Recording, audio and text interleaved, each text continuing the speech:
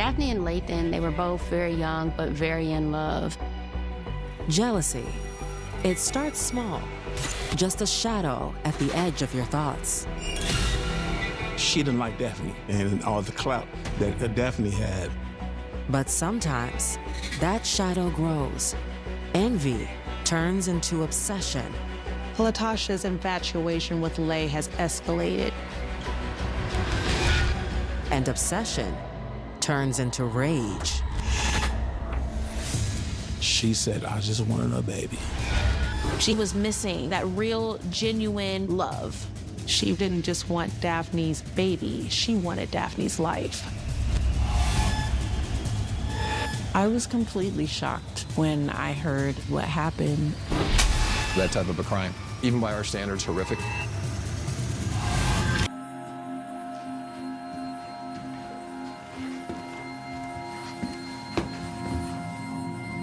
Daphne Boyd was my girlfriend, and she was the baddest. She had nice hair, beautiful skin, beautiful hair. Oh my goodness.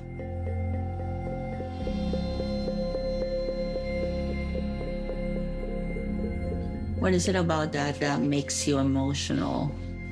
Well, thinking about it again, how she was a saint, super saint. I didn't see her doing nothing wrong. You feel me? Nothing.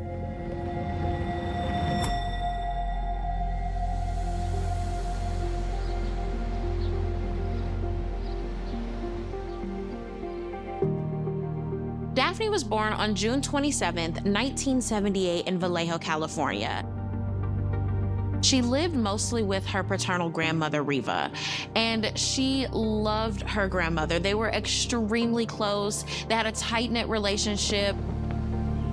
Daphne attended Hogan High School, which was a local high school in Vallejo, where she knew all of the people in that area, and she was very popular and charismatic. Daphne Boyden is considered a catch by the boys at her school. But her first true love isn't a classmate. Instead, the 17-year-old catches the eye of an aspiring rapper named Lathan Young Lay Williams.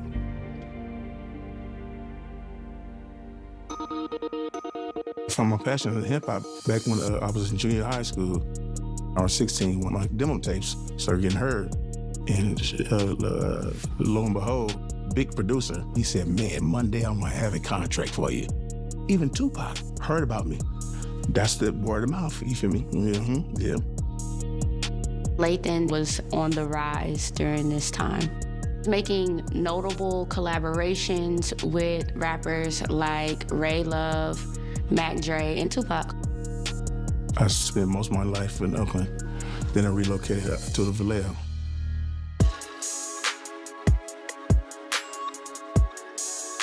One day, Lathan is driving down the street and he sees Daphne. And Daphne is hanging out with a group of girls right outside of her school.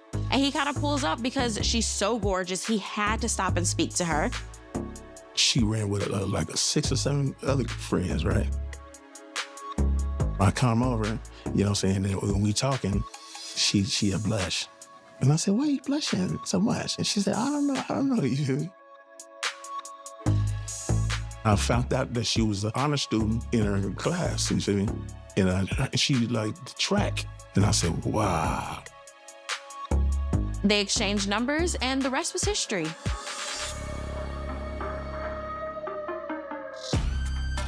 I just came on the album. My name buzzing. I got this girl. It was life going fast, you feel me? Daphne was really proud of Lathan. Lathan had this rap career that was on the rise. Daphne was a beautiful woman that had all of her future in front of her. And of course, they would be the talk of the town. But Daphne's storybook romance with Lathan takes an unexpected turn in the fall of her senior year when she receives some life-changing news. She started crying, saying, I'm pregnant. I said, look, I'll be there. We'll be there. We'll get to it. I said, ain't nothing to cry about unless it's tears of joy. Daphne and Lathan, they were both very young, but very in love. Of course, a baby was not something that they were planning for, but they discussed it and decided this was something that they were ready to work out between themselves and try and figure out how to navigate. On April 22nd, 1996, Daphne gives birth to a beautiful baby boy. She named our son Lathan. There was nothing but excitement in the home when he was born. He was a beautiful young baby, and all of the family was there to rally around Daphne and help her rear this child. And the timing of their son's birth was perfect too. Young Lay is starting to really accelerate in his career. He's got a contract. They're promoting his album that's about to come out in June. Daphne is getting ready to graduate from high school. They're both really feeling the love, not only from each other, but from their community at large. Since Daphne was dating a high-profile individual, that would definitely bring attention to their relationship more than other people. Because when you're that age, you compare yourself to people that are in your space. And you either want to be like them, you want to be above them, or you're curious why people have something and you may not.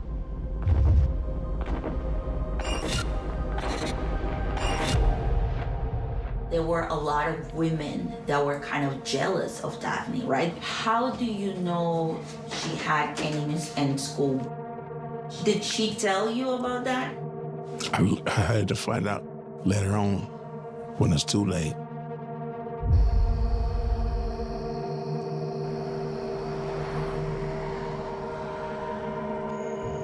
It's 6 p.m. when Vallejo police dispatchers receive a call from the concerned neighbors of 72-year-old resident Reva Lee Boyden. Her neighbors look out the window and they happen to see that Reva's house is on fire. Neighbors know Reva very well, and they also know that she is out playing bingo. Her granddaughter, Daphne, is in the home with a newborn baby. So the Vallejo police and fire department rush to the scene.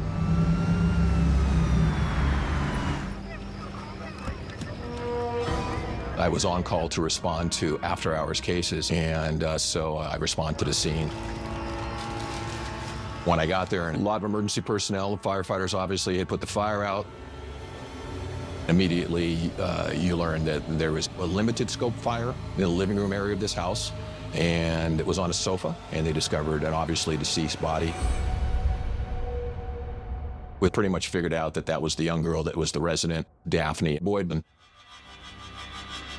But what they weren't able to identify or locate were the remains of the 25-day-old baby. The baby was missing in our estimation. At that point, it did look suspicious. The fire was isolated to the sofa area. There was some type of accelerant. Upon further examination of the body, there was a determination that she had been shot a couple times in the head and in the torso. And so obviously we know that that is a homicide at that point.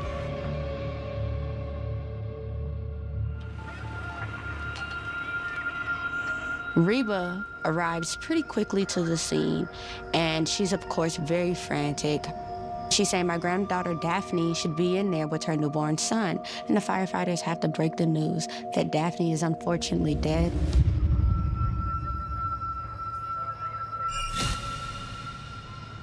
The detectives are interviewing her, asking her, is there anybody who would want to hurt Daphne? She can't name anybody. All she can say is that Daphne was well loved. She's very popular. None of this makes sense. At this point, we're trying to figure out why this girl, why this location, right? She was pretty badly burned, you know, and it was, even by our standards, horrific. Obviously, somebody wanted to destroy it. Probably that, I mean, the level of anger is something that's an intimate crime, and we're wondering who would want to do that to a young girl at that age, you know? We found out, of course, that the grandmother lived with Daphne at that location, and we learned that the baby's father was in and out and was staying there occasionally. Is he possibly somebody who would want to hurt Daphne, to take this child?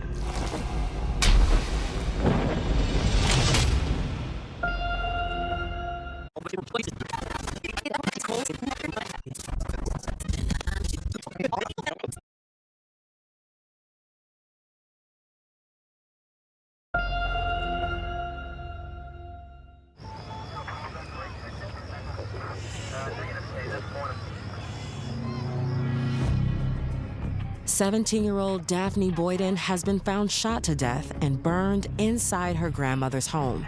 And Vallejo police are trying to determine who is responsible for this brutal murder and the disappearance of Daphne's 25-day-old son, Lazan.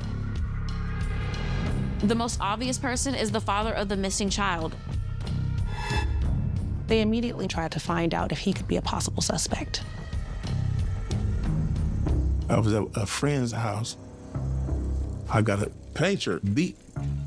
So I stepped out and called his number back. Here's Daphne's friend crying and talking at the same time. I said, hold on, I can't hear. I hear you. Why you saying the way why you crying? She said, Daphne is dead. I said, Daphne dead? I said, what you mean? I rushed back in the house and told my partner we were 2 cars deep. Bounced out.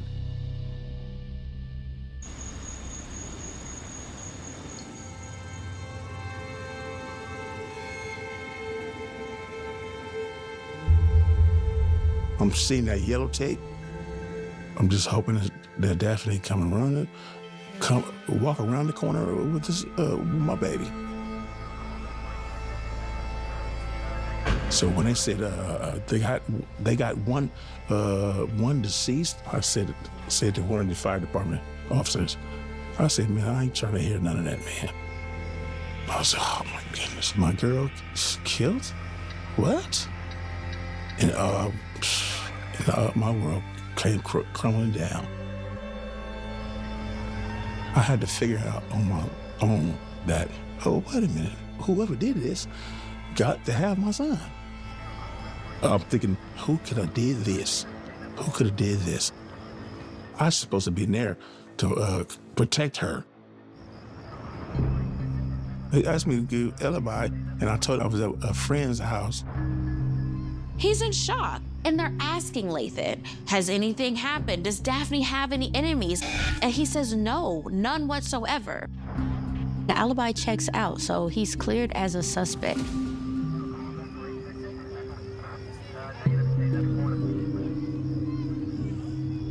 Detectives turn their attention back to Daphne's grandmother in hopes of gathering more details about the young mother's final moments. So the investigators asked Riva, when was the last time that you saw your granddaughter and your great-grandson alive? And she says, okay, well, I was here at the home helping Daphne take care of the baby like I've been doing for the past 25 days. And I decided that I was going to bingo. She was leaving the home to go play bingo. And these 2 girls that came to visit Daphne came to the door, and she did not think that was unusual. They look like the same age, maybe they're friends, they want to see the baby. They seemed very unthreatening. Daphne came into the room and greeted the girls, so obviously she knew them. So it was nothing that seemed out of the ordinary at the time. Riva left the house around 5 p.m. to make it to the bingo hall, and that is the last time that she heard from Daphne. Next thing she knows, her house is on fire. In the wake of what has happened, Riva tells detectives that the timing of the girl's arrival seems suspicious.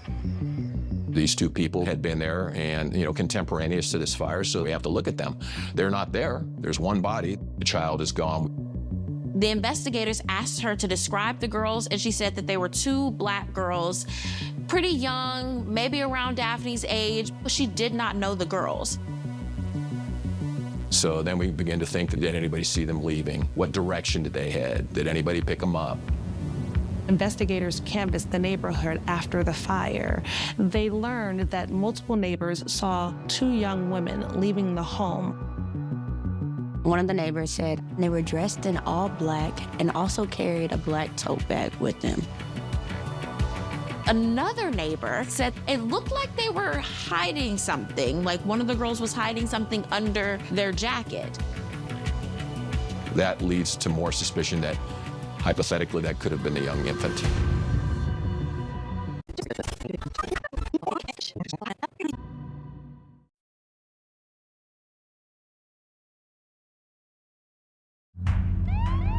Authorities in Vallejo, California are searching for two young women who were seen leaving the home where 17-year-old Daphne Boyden was found shot to death and burned. They're our primary concern at that point, these two young ladies. And then, of course, the kidnapping of a 3-week-old child.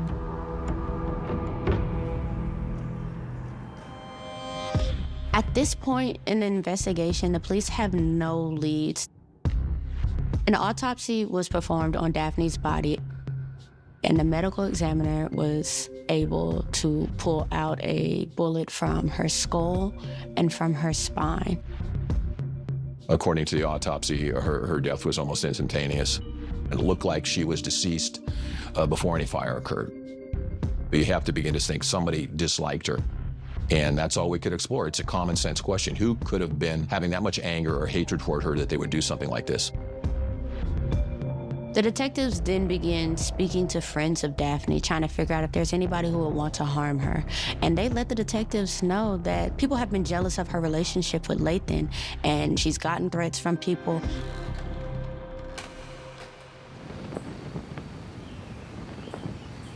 When she went to school, I would drop her off, came through there at lunch. The females that lived around her was jealous of, you know what I'm saying, seeing her jump out in and out my car. You know what I'm saying? See, that's how it go. Daphne was able to catch the big fish in Lathan, and there may have been other girls that were quite envious of that, other girls that could have wanted to have the life that he was able to provide for them and himself now that he was able to make money as a recording artist. Is it possible that somebody that was one of her peers perhaps targeted her? Daphne Boyden had rivals and enemies at school and as well as her neighborhood. So I pretty much don't know who to point the finger at, you know? I blamed the whole town.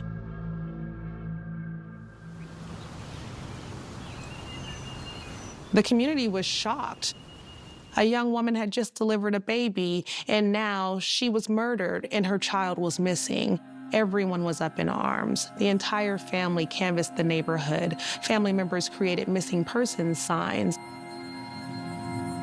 We got some boy missing shirts. I put a $7,500 reward out. Days turn into weeks without any strong leads. Still, Daphne's loved ones are determined to bring Lathan home.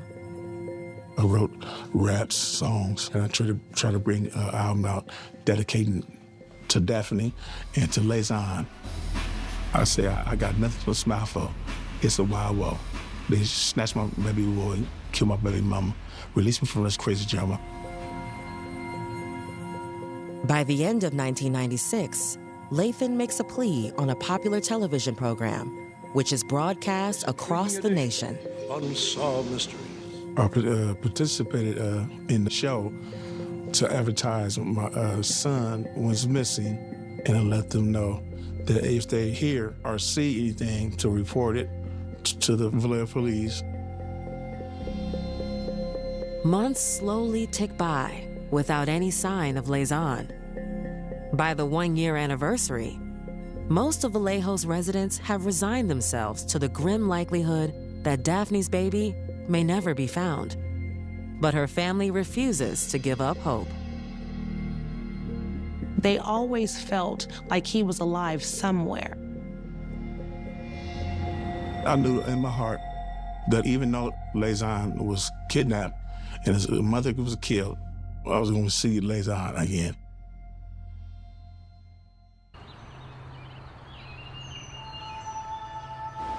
Six years after Daphne's murder and Lathan's disappearance, the case gets a much-needed jolt.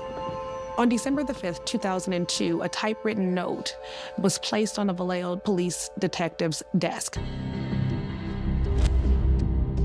An unnamed source came forward to say they had some information on who they believed was responsible. That note identified LaTosha Brown and Oceanetta Williams as potential suspects. They discovered that LaTosha Brown lives with her mother, Dolores, and that they live just 2 miles down the street from the scene of the crime. They also discovered that she had a 6-year-old by the name of Shay Brown. The dots are starting to connect for the police, and they realize that this just might be the baby that they have been looking for the past 6 years.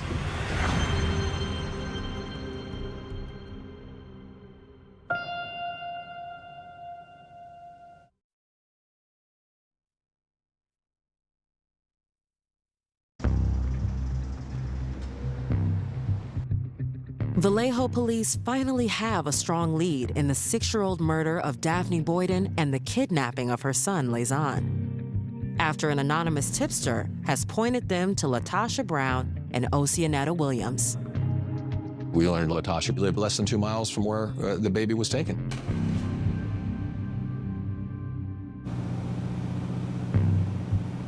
But on December 5th, they go to LaTosha's mother's house, Dolores, and find that LaTosha has fled. Shortly after, they were able to track down Oceanetta Williams, and they took her into custody along with LaTosha's mother, Dolores. Back at the station, cold case detectives sit down with Dolores, hoping to learn all they can about her fugitive daughter, LaTosha Brown. LaTosha attended Hogan High School, which was the same high school that Daphne attended.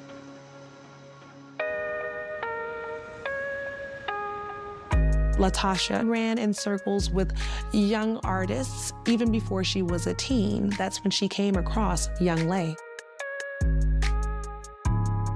LaTosha was immediately drawn to Lathan. She had basically a crush on Lathan, an infatuation with him, in fact, and that I think she thought perhaps something could develop was more than it was. He wasn't as interested in her. LaTosha tried to move on.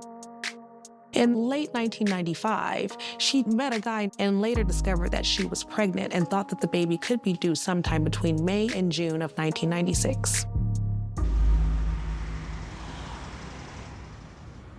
Shortly before the murder, LaTosha and her mother arrived at a hospital, claiming that LaTosha was in labor. They examine her with an ultrasound, and ultimately they found out that she's not pregnant, but she's displaying the physical signs of being pregnant, with features like distended stomach. When doctors evaluated her, they determined that she suffered from a condition called pseudocyesis. Pseudocyesis is a psychosomatic condition that is also known as false pregnancy or phantom pregnancy.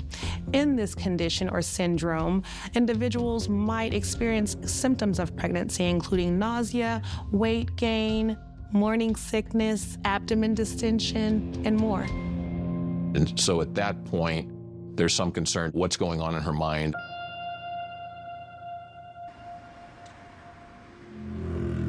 Dolores says it was only a few weeks later that LaTosha came home with a baby in her arms. Dolores says, "Where did you get that baby from?" And LaTosha says, "Oh, my friend gave me this baby and asked me to watch him for her." And Dolores says, "You should really give that baby back." After that conversation, Dolores did not see her daughter again for 6 months. LaTosha has been down in Texas, staying with her mom's sister, and she finally decides to reach out to her mom and let her know, "Hey, I've been in Texas raising this baby." So in January or February, Dolores goes down to Texas to bring LaTosha and her son back. And Dolores does not question where this baby has come from. She does not bring it up because she just didn't want to shake things up for her.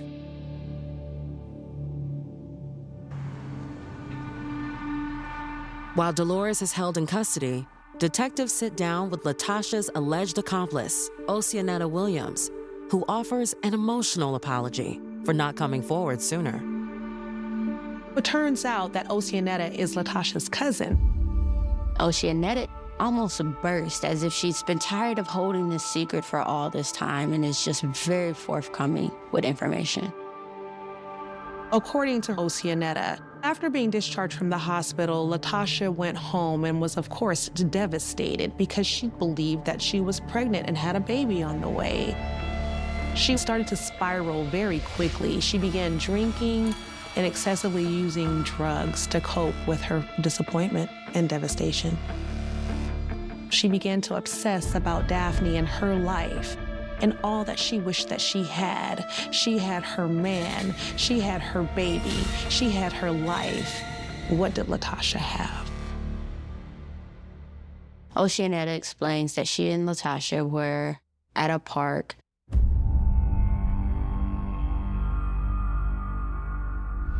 Latasha's drunk, she's high off LSD, and she says she wants to go see Daphne and her baby. Latasha had a black bag with her, and Oceanetta tells police that in the bag she had nail polish remover, a revolver, and matches. Now, Oceanetta does not know Daphne, but does agree to accompany Latasha to her house. According to Oceanetta, they got to Daphne's house about 5 p.m.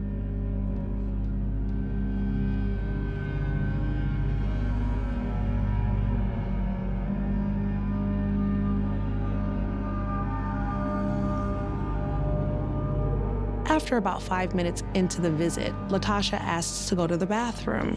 When she emerges from the bathroom, she approaches Daphne for a hug.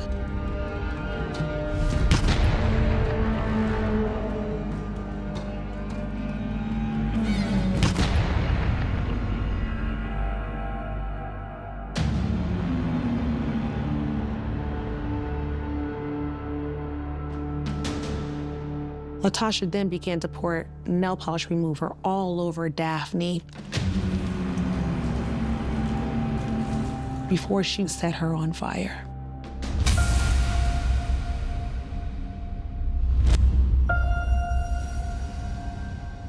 The cousins seemed to be, from what she said at least, that this shocked her and surprised her. They both cried, but ultimately she took the child under her jacket, as people had indicated, and left.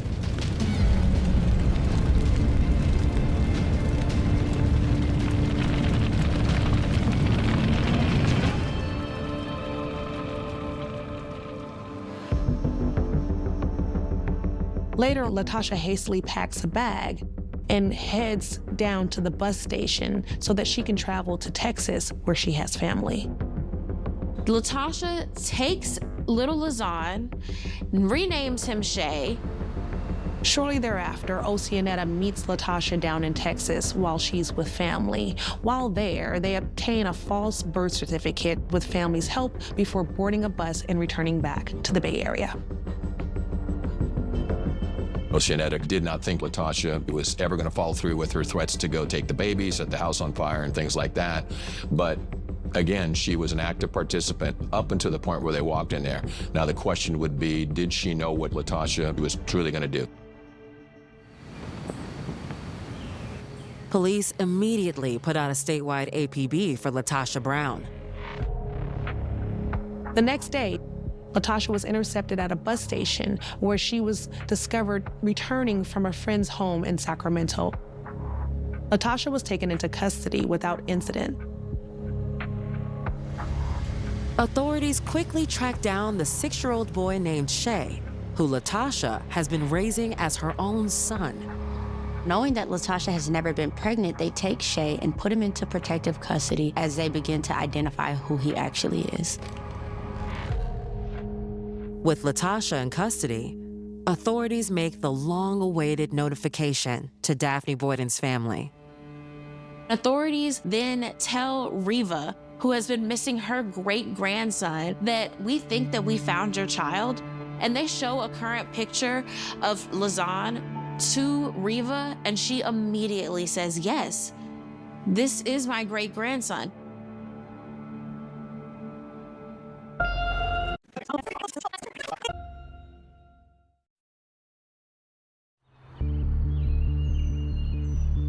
Vallejo police have finally taken their primary suspect, LaTosha Brown, into custody for the 1996 murder of 17-year-old Daphne Boyden and the kidnapping of her infant son, Lazon.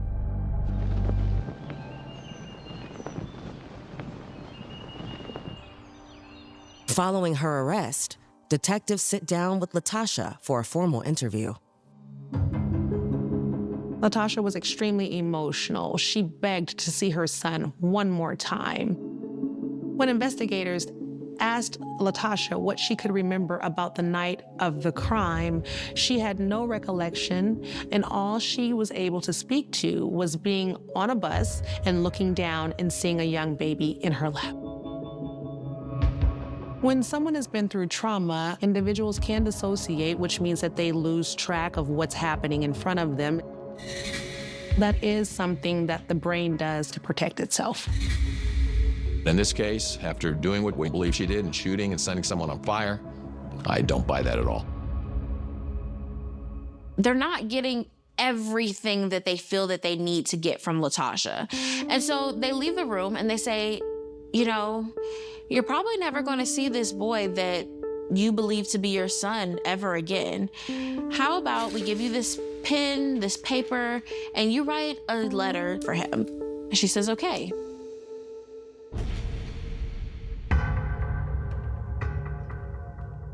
Both LaTosha and Oceanetta were charged with murder and kidnapping. Additionally, LaTosha's mother, Dolores, was charged with concealing of a child. All three women, they decided to plead not guilty to the charges set in front of them. Authorities next contact Lathan Williams to learn more about his connection to LaTosha Brown. Unfortunately, Lathan had been arrested and was currently serving out a sentence in prison for robbery. Ever since Daphne's death, Lathan's life was not going well. He was depressed and he got into a life of drugs and crime, and it really made his rap career that was so inspiring dwindle. While I was doing time, Vallejo police, they showed me a picture. I said, I've seen her. Yeah, I've seen her before. He acknowledged that he knew her from the scene and that they had friends in common, but he never acknowledged that they had any type of physical or romantic relationship. She didn't even know me. I was only introduced to her once. Clearly, LaTosha's infatuation with Lay had escalated all the way to the point that she's willing to murder his girlfriend, kidnap his child, and live the life that his girlfriend was living. The next thing police do is a DNA test because they need to confirm, is this baby known as Shay, the missing baby Lazon that we have been looking for the past 6 years? They got a sample from my blood, right? And lo and behold, he was mine. And it was like a great relief, you know, because I finally got, I don't want to say retribution, but it is, you know, but I felt full of life.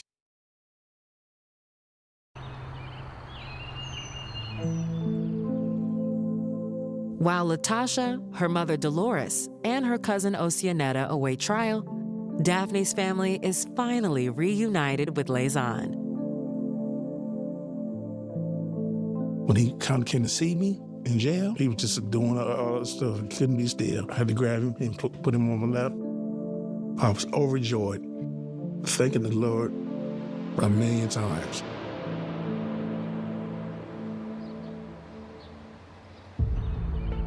While the family begins the difficult journey of healing with Lazon, prosecutors focus their efforts on building a case against LaTosha Brown and her co-conspirators. On interview with police, Oceanetta stated that she had no idea what LaTosha's plan was for that night. And Dolores maintained that she never knew that the boy that she helped raise was abducted. I don't buy that she didn't know anything. Ignorance is selective, and I think she knew everything about what occurred. How you gonna hide, you feel me, somebody else's child? Really? She knew it wasn't her daughter, kid. She also knew that her daughter had big issues. You could argue that they were equally responsible. Yeah, I was tripping on that. I hope the mother gets some time, too. There's lots of questions, so I think you have to do what you can with the circumstances to get whatever conviction you can.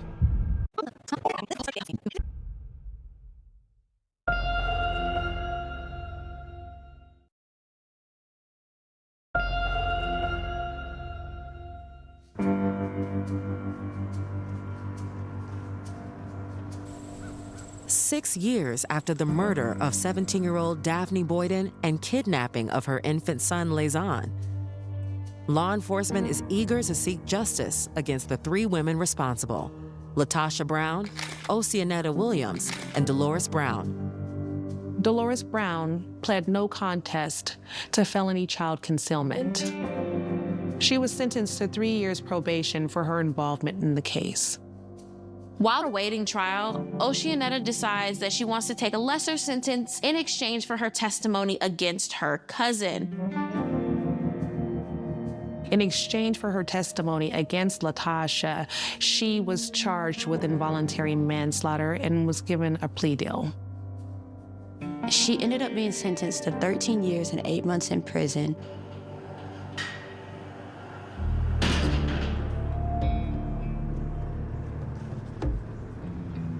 Eight long years after the crimes, justice is now in the hands of a jury as Latasha Brown's trial begins.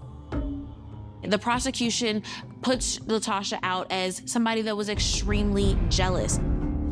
Daphne had something that Latasha desperately wanted, a life that she desperately saw herself having. And when she saw somebody else getting that, especially when she really believed that she was going to get that for herself, it sent her over the edge. Detectives didn't really get a full confession from Latasha. They did get this letter that she wrote to God. And I think this letter was just a way for her to begin her journey to cope with the truth of the circumstance. We just wanted to have you read some of the letter that Latasha wrote when she gave the statement to police. God, right now my life is pretty much worthless. I'm sorry that this happened. I think about all the beautiful people in my life that I'm going to miss. I think about how sad everybody is and how her poor grandmother felt. Nobody really cares what happens to me, and neither do I. I'm truly sorry that this happened. No words can change what was done. All I wanted was to be a mommy, and now I never will. What do? I need your mercy, Lord God. For the rest of my life, I will be away from Shay.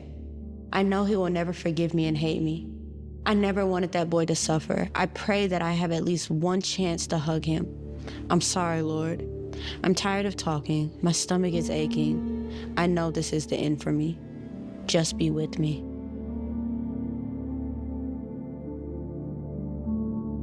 I feel like that letter she wrote, she's partially taking responsibility.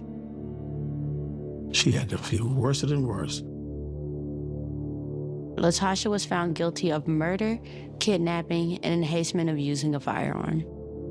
She was sentenced to 37 years in prison, which is the maximum that she could receive since she was a minor when this crime took place.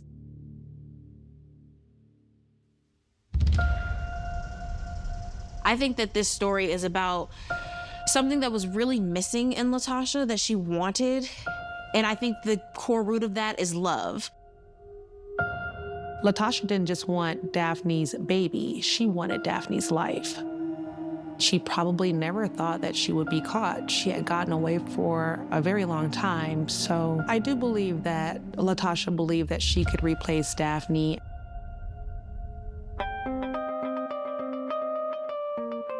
I often apologize to her in my prayer. You feel me? And I say, please, God, let her know that I'm so sorry for not holding her down. Other people were around me like, man, why God do that? God do that? Yeah, God let that happen. No, you feel me? You got to stand up and be strong. the Lord blessed me with my son back, right?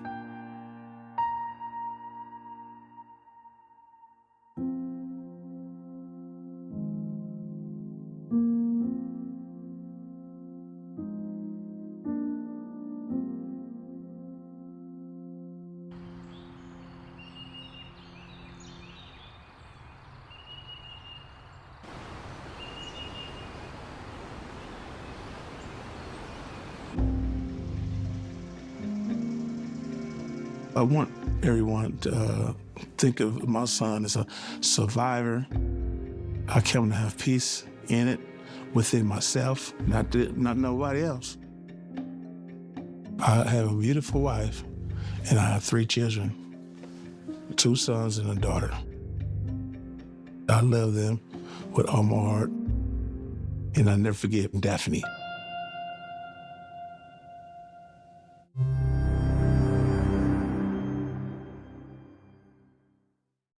There are crimes that vanish into history, fading beneath the weight of newer headlines, fresh tragedies, and passing generations.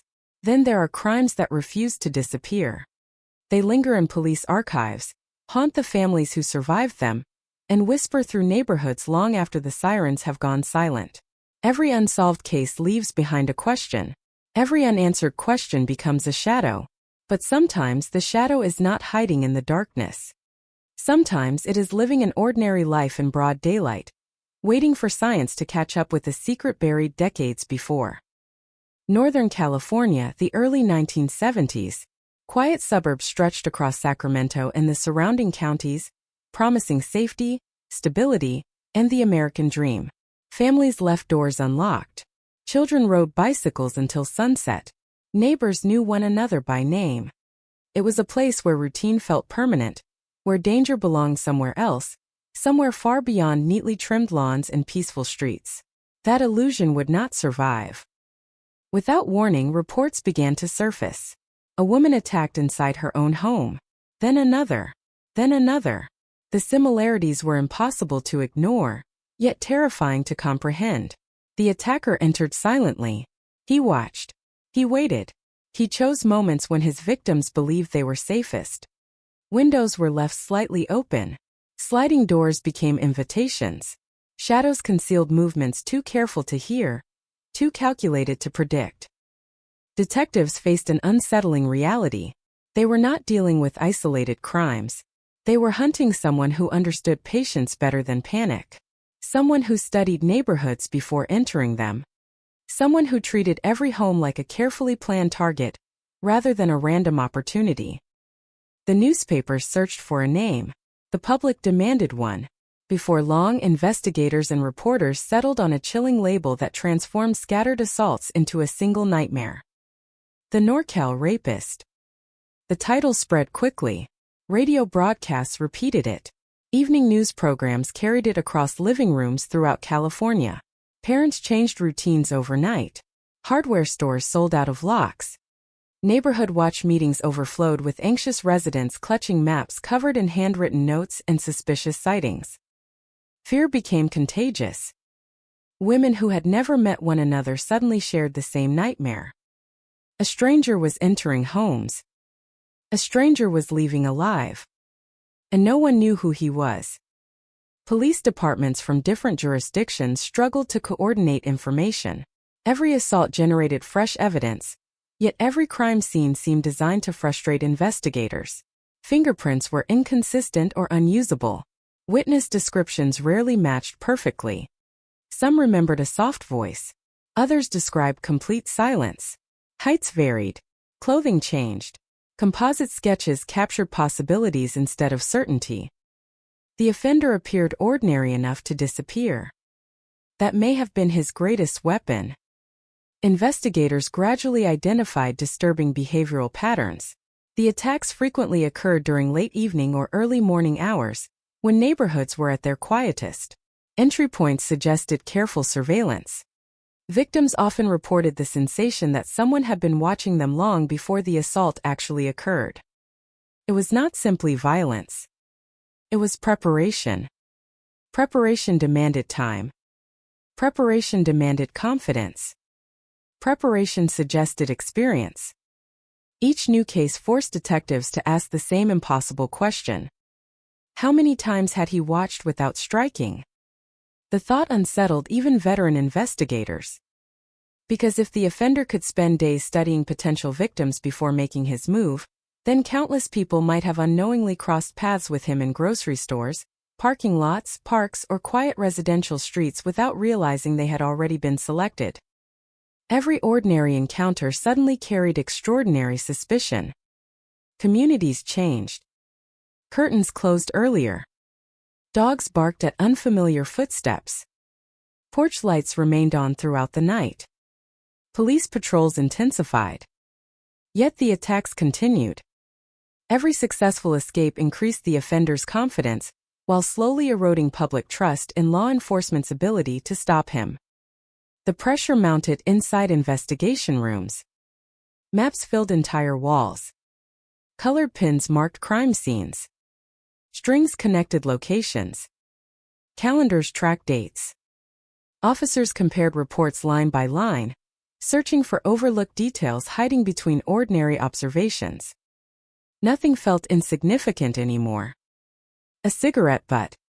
A shoe impression. An unusual phrase spoken during an assault. The direction a suspect fled. The position of a parked vehicle. Everything mattered. Everything failed. Technology in the 1970s simply could not answer every question detectives desperately wanted answered. DNA profiling did not yet exist. Surveillance cameras were rare. Digital databases were unimaginable.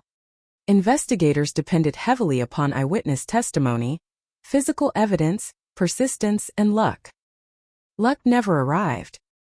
Instead, fear settled deeper into Northern California. Women altered daily routines. Some refused to live alone. Some purchased firearms. Some moved away entirely. Others installed reinforced locks and alarms, hoping security hardware could succeed where investigations had not. But fear is difficult to measure. Its damage spreads beyond statistics. It invades conversations. Sleepless nights. Family dinners. Children asking parents why windows suddenly had extra locks. Every unanswered question multiplied anxiety. Who would be next? Would he return? Was he nearby tonight? The uncertainty became almost as destructive as the crimes themselves. Investigators interviewed hundreds of individuals. Known offenders. Former neighbors. Construction workers.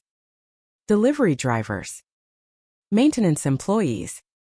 Anyone whose movements intersected with affected neighborhoods became a potential lead. Thousands of hours disappeared into interviews that ultimately produced nothing. Every promising suspect dissolved beneath scrutiny. Every theory eventually collapsed. Meanwhile, the offender remained invisible. Some detectives believed he possessed military discipline. Others suspected experience in construction because of his apparent understanding of residential layouts. Still others argued he simply adapted quickly, learning from each attack and refining his methods. No consensus emerged. Only frustration. Victims carried burdens impossible to quantify. Many survived physically. Emotionally, survival proved far more complicated. Ordinary sounds became warnings. Floorboards creaking after midnight. Branches brushing windows. Unknown vehicles slowing outside homes. A knock at the front door after sunset. Normal life transformed into continuous vigilance. Friends attempted reassurance. Family members offered protection. But trauma often ignores logic. When someone invades the place meant to provide safety, safety itself becomes difficult to recognize again. Detectives understood this better than anyone. Every unsolved case represented not only an unknown offender, but also victims waiting endlessly for certainty. Some officers refused to give up. Long after headlines shifted elsewhere, they continued reviewing files. Boxes accumulated. Photographs faded. Cassette recordings aged. Evidence remained sealed inside storage rooms, quietly waiting for technologies not yet invented. At the time, no one could imagine that tiny biological traces overlooked by science would someday become the loudest witness in the entire investigation. But that future remained decades away. During those early years, investigators possessed only fragments. Fragments rarely solve mysteries. Then came another realization. The assaults appeared concentrated across multiple Northern California communities, yet geographic patterns hinted at mobility. The offender seemed comfortable traveling, comfortable learning unfamiliar neighborhoods, comfortable disappearing before jurisdictions could coordinate effectively. Cross-county investigations introduced new complications. Different agencies maintained separate records. Communication relied upon telephone calls, mailed documents, face-to-face meetings, and handwritten reports. Information moved slowly. The offender moved faster. By the time similarities emerged between separate investigations, valuable opportunities had often disappeared.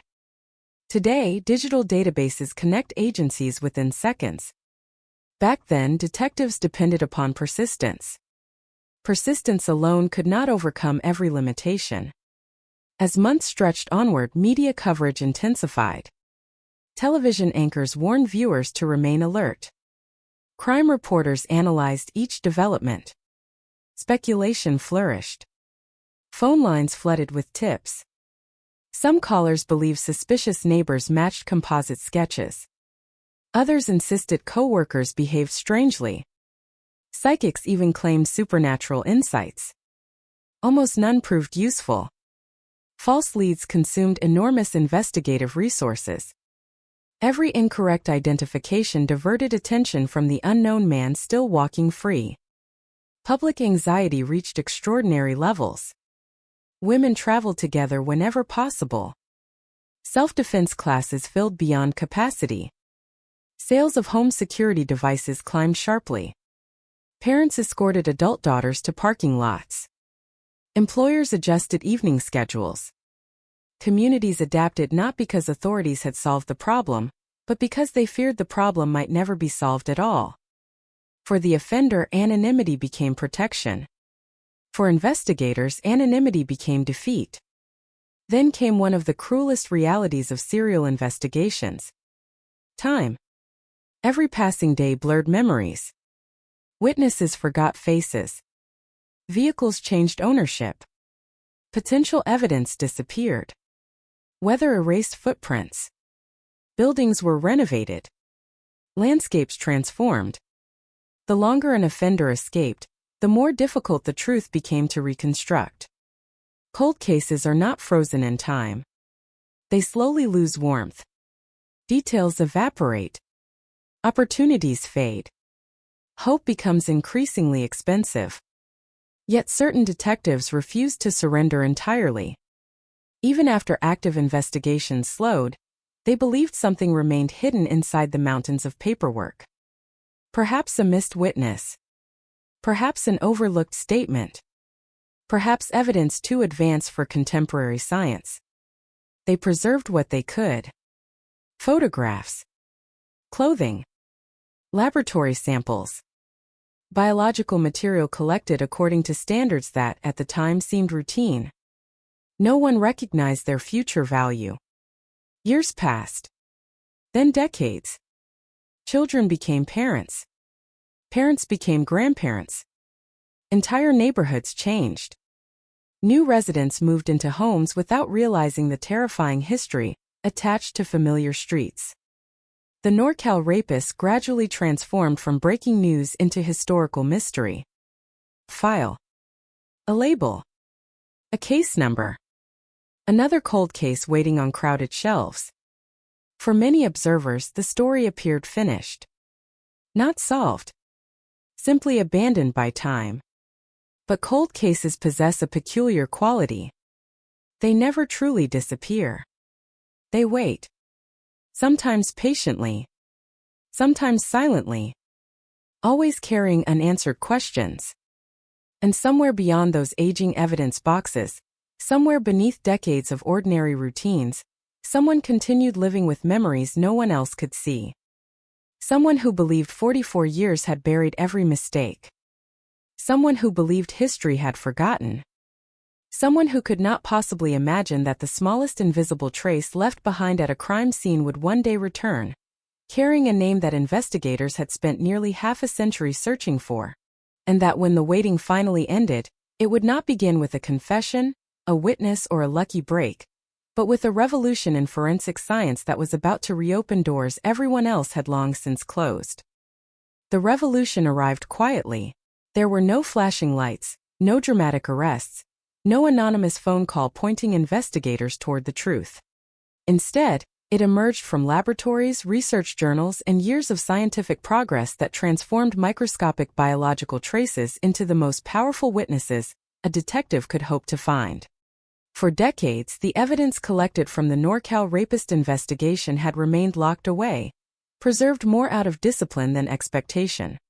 Detectives who boxed and labeled those samples in the 1970s could never have imagined that technology developed decades later would give those forgotten exhibits an entirely new voice. By the late 20th century, forensic DNA analysis had already begun reshaping criminal investigations across the United States. Cases once considered impossible were being revisited. Convictions were confirmed or overturned. Unknown victims were identified. Serial offenders who had escaped justice for years suddenly found themselves confronted by evidence they never knew existed. Every successful identification strengthened confidence that science could succeed where memory and eyewitness testimony had failed. For investigators responsible for reviewing California's growing collection of unsolved sexual assault cases, that possibility carried enormous weight. Shelves filled with aging evidence no longer represented dead ends. They represented opportunity. The challenge, however, was never as simple as running a laboratory test. Time had become both ally and enemy. Biological samples collected decades earlier had survived under varying conditions. Documentation needed careful verification. Chain of custody records required meticulous review. Detectives first had to determine which pieces of evidence remained suitable for modern forensic examination before any laboratory could begin its work. One by one, evidence technicians reopened containers that had not been touched for years. Every package represented a decision made by an investigator decades earlier. Every seal protected a possibility that history had not completely erased. Forensic scientists approached the material with extraordinary caution. Unlike investigators working crime scenes in the 1970s, they possessed tools capable of analyzing minute quantities of biological evidence. Tiny traces that once appeared insignificant could now produce detailed genetic profiles. What had once been invisible to science gradually became readable. The laboratory results confirmed something detectives had long suspected. The same unidentified offender had left behind genetic evidence. That conclusion transformed the investigation immediately. Questions that had once depended upon witness recollections now rested upon objective biological data. Height estimates could vary. Facial descriptions could conflict. Memories could fade. DNA did not rely upon memory. The unknown offender now possessed a unique genetic signature. But possessing a DNA profile was only part of the solution. The far more difficult question remained unanswered. Whose DNA was it? In the early years of forensic genetics, national databases were steadily expanding. Convicted offenders, arrested individuals in certain jurisdictions, and crime scene evidence could all be compared through computerized systems designed to identify matches across state lines. Detectives submitted the unknown profile with cautious optimism, hoping the offender had eventually entered the criminal justice system under another name or for another offense. The search produced disappointment. No direct match appeared. The genetic profile existed. Its owner remained anonymous. For many investigations, that result might have marked another dead end. Detectives had scientific certainty that the same offender committed multiple crimes, yet they still had no identity to attach to the evidence. It was a strange paradox. The investigation had advanced dramatically while standing almost exactly where it had started. Still, experienced investigators refused to view the result as failure. Instead, they recognized that the absence of a database match revealed something important. Whoever had committed the crimes had either never been entered into the available DNA systems, had avoided convictions that required sampling, or simply had not come to law enforcement's attention again. That possibility was unsettling. It suggested that an offender capable of terrifying entire communities had successfully disappeared into ordinary life. As forensic capabilities improved throughout the following years, cold case investigators across California maintained regular communication with laboratories and prosecutors. Advances that seemed theoretical one year often became investigative tools the next. Improvements in DNA amplification allowed scientists to recover usable profiles from increasingly small or degraded samples. Procedures became more precise. Statistical confidence increased. Each advancement encouraged detectives to revisit evidence previously considered exhausted. Cold cases, by their nature, reward patience. Unlike active investigations, they are not driven by the urgency of immediate pursuit. Instead, they depend upon persistence. Detectives return to the same files repeatedly, asking whether today's technology can answer yesterday's unanswered questions. The NorCal rapist investigation became one of many cases waiting for precisely that opportunity. Meanwhile, the people connected to those crimes continued living with memories that never entirely faded. Some victims had spent decades rebuilding their lives. Some had changed careers, moved across the country, or raised families. Others had chosen not to speak publicly about their experiences at all. For many, the passage of time did not erase the emotional impact of the attacks. It simply changed the way those memories occupied their lives. Investigators understood that every year without an arrest carried consequences extending far beyond statistics. Justice delayed affected real people, many of whom had cooperated fully with authorities despite unimaginable trauma. The responsibility to continue searching never disappeared. Then another breakthrough emerged, not from traditional policing, but from an unexpected corner of science. Researchers studying family ancestry had begun demonstrating that DNA could reveal relationships extending far beyond immediate identification. Rather than asking whether an unknown genetic profile matched one specific individual, scientists could determine whether it shared significant characteristics with distant relatives. The concept appeared revolutionary.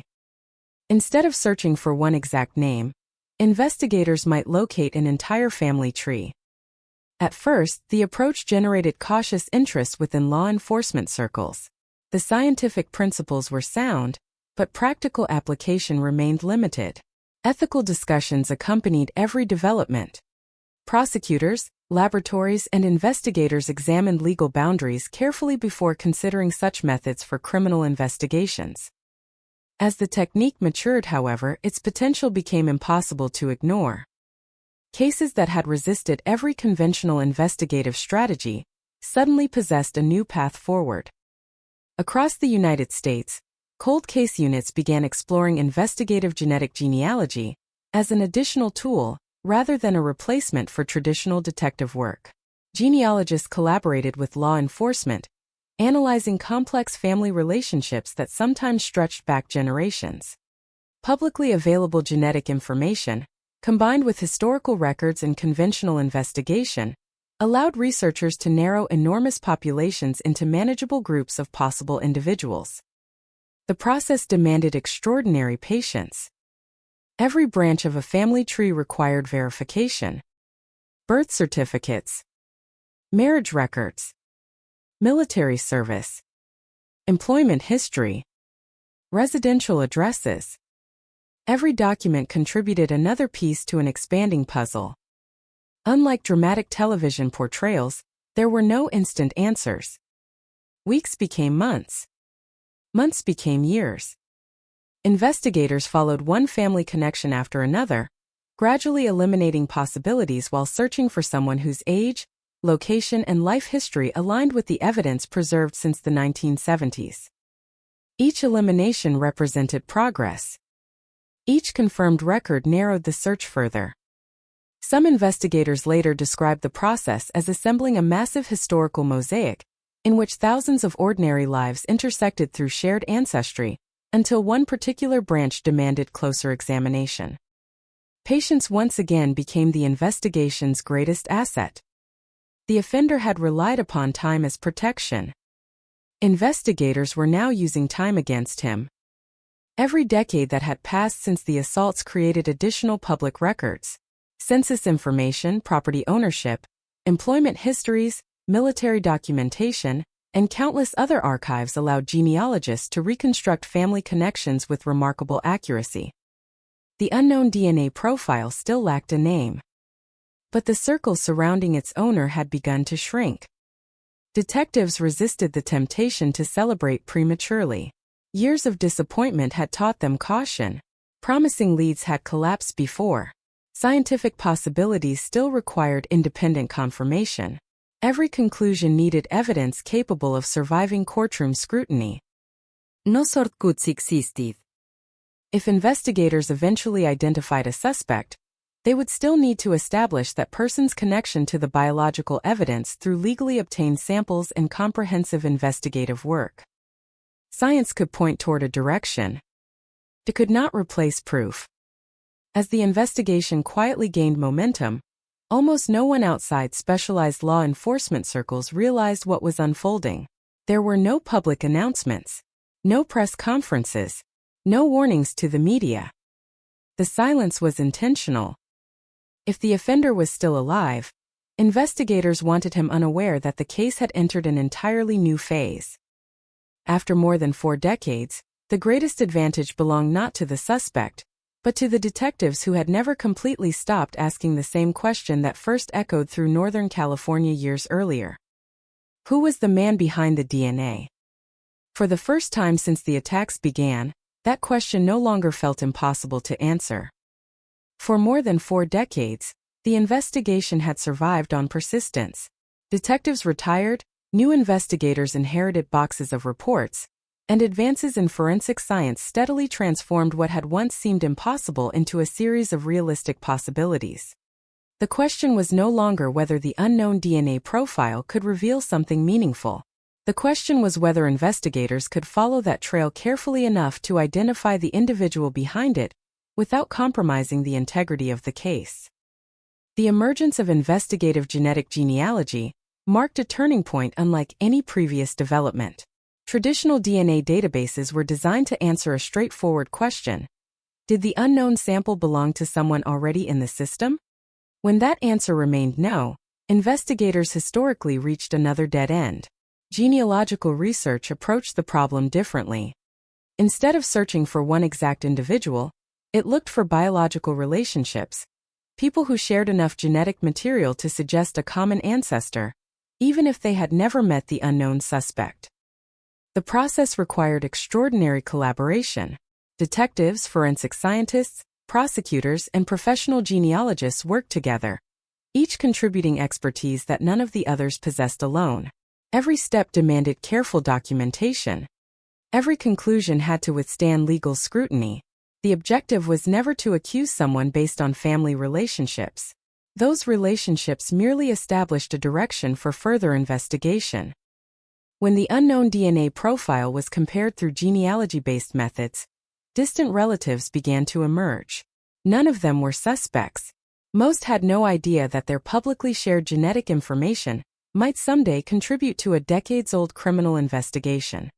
Yet together, their genetic connections formed the outline of an extended family tree stretching across multiple generations. Constructing that tree became an investigation in its own right. Genealogists examined birth records, marriage certificates, census information, obituaries, military records, newspaper archives, and property documents. Names that had disappeared from public memory decades earlier suddenly became relevant again. Entire family branches were reconstructed from historical records, each carefully verified before investigators moved to the next generation. It was painstaking work. A single incorrect assumption could send the investigation down the wrong path for months. Every relationship required independent confirmation. Every date and location mattered. Detectives resisted speculation, relying instead on verifiable documentation to narrow the field. As the family tree expanded, patterns slowly began to emerge. Investigators focused on individuals whose age would have been consistent with the crimes committed during the 1970s. They examined where those individuals had lived, where they had worked, and whether their known movements aligned with the geographic distribution of the attacks. Residence alone proved nothing, but it provided another layer of context. The search gradually became smaller. What had once represented millions of possible identities narrowed to hundreds, then dozens. Eventually, only a handful of individuals required closer examination. Each potential candidate underwent conventional investigative review. Detectives searched historical records for employment history, military service, educational background, vehicle registrations, and any documented interaction with law enforcement. Interviews were conducted where appropriate. Old case files were revisited to determine whether names previously considered insignificant might now deserve renewed attention. The investigation remained deliberately quiet. Unlike highly publicized manhunts, there were no appeals for public assistance. Detectives understood that publicity at this stage could compromise years of careful work. If an innocent individual became the subject of speculation, the consequences could be significant. If the actual suspect learned he was under scrutiny, investigators risked losing valuable opportunities to obtain independent evidence. Patience remained essential. Cold case investigations often progress through long periods of apparent inactivity, punctuated by moments of remarkable discovery. This case proved no different. As genealogical analysis continued, one individual increasingly attracted investigative attention. His age fit the timeline. Historical records placed him in Northern California during periods relevant to the investigation. Certain aspects of his known background appeared consistent with what detectives had long understood about the offender's likely familiarity with the affected communities. None of this established guilt. It established interest. Experienced investigators knew the difference. Circumstantial similarities could easily mislead an investigation if they were allowed to replace evidence. The DNA profile remained the central fact. Every other observation served only to determine whether additional investigative steps were justified. At this point, surveillance became an important consideration. When detectives identify a person of interest in a cold case supported by forensic evidence, they often seek a legally obtained DNA sample capable of direct comparison. In many jurisdictions, investigators may recover DNA from items that an individual voluntarily discards in public, provided doing so complies with applicable law. Such methods have become an established investigative technique in numerous criminal cases. Any sample obtained through that process would first undergo laboratory analysis. Only if the genetic profile matched the crime scene evidence could investigators move toward formal identification. The distinction was critical. Genealogy suggested a possibility. A forensic comparison could establish identity. Throughout this period, the person under investigation reportedly continued living what appeared to be an ordinary life. To neighbors, co-workers, and acquaintances, nothing necessarily suggested that decades-old evidence might soon connect him to crimes committed long before many people around him had even been born. That contrast has become a recurring theme in numerous long-term investigations. Public appearances often reveal little about private histories. For detectives, maintaining objectivity remained essential. Years of work had narrowed the investigation dramatically, but assumptions had no place in the final stages. Laboratory confirmation would determine whether the evidence truly pointed to the correct individual. The comparison process followed established forensic procedures. Analysts worked independently, documenting every stage of testing and interpretation. Quality assurance measures ensured that results met accepted scientific standards. Only after those procedures were complete could investigators evaluate whether the unknown DNA profile and the newly obtained sample originated from the same person. The outcome would determine the future of the case.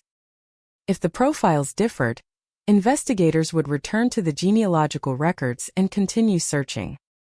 If they matched, one of California's longest-running investigations would enter an entirely new chapter. For everyone involved, the moment carried unusual significance. Some detectives working the case had inherited it from predecessors who never lived to see these scientific advances.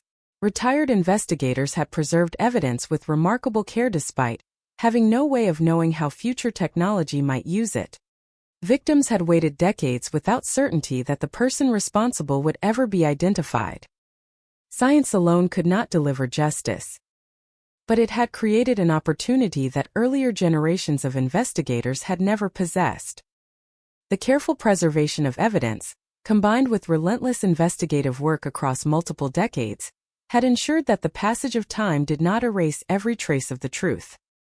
Instead, time had become part of the solution. The evidence collected years earlier had not changed. Only humanity's ability to understand it had changed. That realization extended far beyond a single investigation. Across the United States and in many other countries, cold case units began reassessing unsolved crimes in light of emerging forensic capabilities.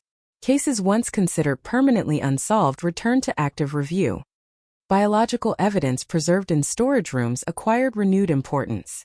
Detectives increasingly recognized that meticulous evidence collection, even when immediate answers proved impossible, could one day provide opportunities unimaginable at the time.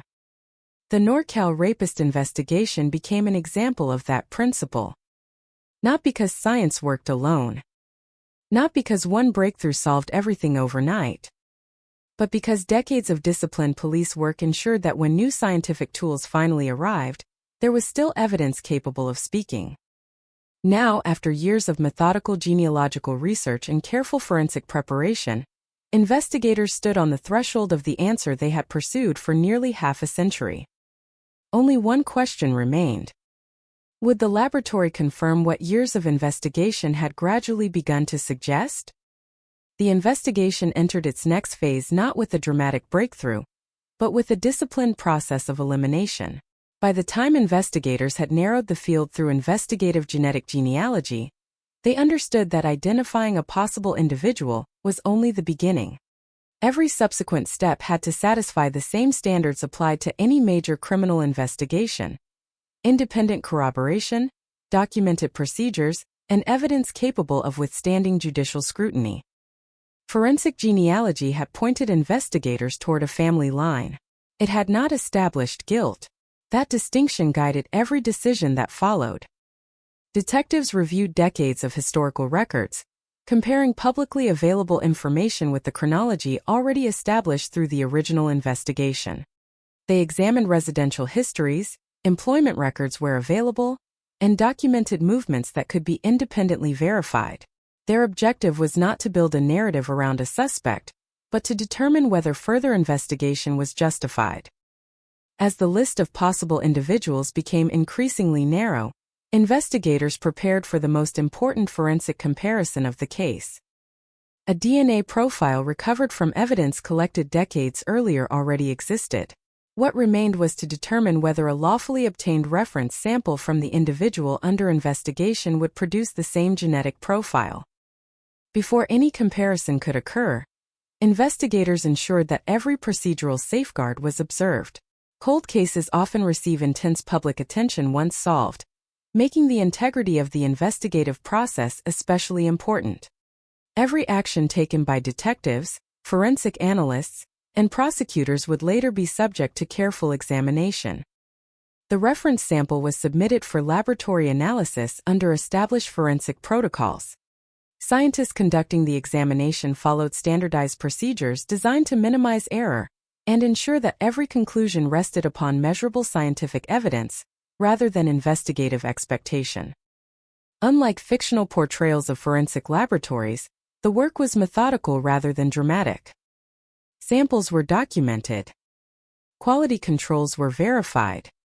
Independent reviews formed part of the analytical process. Only after those steps were complete could the results be evaluated. For investigators who had devoted years to reviewing the case, the waiting was familiar. Cold case work often involves extended periods during which no public developments occur. Progress is measured through documentation, verification, and careful analysis, rather than visible activity. When the laboratory completed its comparison, The findings provided investigators with the evidence they had sought for decades. The reference profile was consistent with the DNA recovered from evidence associated with the investigation. The scientific question that had remained unanswered for more than 40 years now had an answer supported by modern forensic analysis. Even then, investigators recognized that the conclusion represented one component of a broader legal process. DNA evidence carries considerable weight, but prosecutors evaluate cases through the totality of the available evidence. Historical investigative records, witness statements, preserved exhibits, and forensic findings all contribute to decisions regarding potential charges. The case therefore moved from scientific confirmation toward legal preparation. Investigators organized decades of documentation into a coherent evidentiary record. Reports prepared years apart by different agencies required careful review to ensure consistency and completeness. Evidence inventories were reconciled. Laboratory reports were updated to reflect modern forensic findings. Detectives who had inherited the investigation from earlier generations worked alongside prosecutors to present a comprehensive account supported by verifiable records. The amount of historical material involved was substantial. Major investigations extending across multiple decades often accumulate thousands of pages of reports, photographs, diagrams, and laboratory documentation. Preserving those records had required commitment from investigators who understood that future developments might depend upon decisions made long before advanced forensic technology became available. The NorCal rapist investigation illustrated that principle clearly. Evidence collected according to professional standards in the 1970s retained investigative value because it had been preserved with care. Although forensic science changed dramatically over subsequent decades, the physical evidence itself remained an objective record of the original investigation. The significance of that lesson extended beyond a single case. Across the United States, law enforcement agencies increasingly reassessed unsolved investigations involving preserved biological evidence. Improvements in DNA analysis encouraged detectives to reopen files that previously appeared to offer few remaining investigative opportunities. At the same time, developments in investigative genetic genealogy prompted important discussions among scientists, legal scholars, privacy advocates, and public officials. The technique demonstrated remarkable investigative potential, while also raising questions concerning the appropriate use of genetic information. As a result, agencies adopting these methods generally developed policies governing when genealogy-based analysis could be considered and how investigative leads should be verified through independent evidence before any enforcement action occurred. The NorCal rapist investigation became one example within a broader evolution of forensic practice. Rather than replacing traditional detective work, genetic genealogy functioned as an investigative tool that complemented established methods. Detectives still conducted background research. Prosecutors still evaluated admissible evidence. Laboratories still relied upon validated scientific procedures. Science expanded investigative possibilities. It did not eliminate the need for careful police work. For many investigators involved in long-term cold cases, that distinction remains one of the most important lessons of the modern forensic era. Technology may identify new leads, but successful investigations continue to depend upon documentation, evidence preservation, interagency cooperation, and rigorous legal standards. Looking back across the decades, the investigation reflected remarkable continuity, despite profound technological change. The original detectives responded to reports using the best methods available at the time. Evidence technicians collected and preserved biological material, without knowing precisely how future science might use it. Successive generations of investigators maintained those records despite repeated disappointments. Forensic scientists developed analytical techniques capable of extracting information unavailable to earlier laboratories. Genealogists contributed specialized expertise that helped focus investigative attention. Prosecutors evaluated the resulting evidence within the framework of contemporary law. No single breakthrough solved the case alone. Instead, the outcome emerged through the cumulative efforts of professionals separated by decades but connected through a common objective: preserving the possibility that unanswered questions might one day receive evidence-based answers. That collaborative process has become one of the defining characteristics of modern cold case investigations. As agencies continue reviewing unsolved cases, the lessons remain clear. Evidence matters. Documentation matters. Scientific validation matters. And patience, often measured not in weeks or months but in decades, can remain one of the most valuable investigative resources available. For the communities affected by the crimes, no scientific development could erase what had occurred. Modern forensic techniques cannot restore lost years or undo the impact experienced by victims and their families.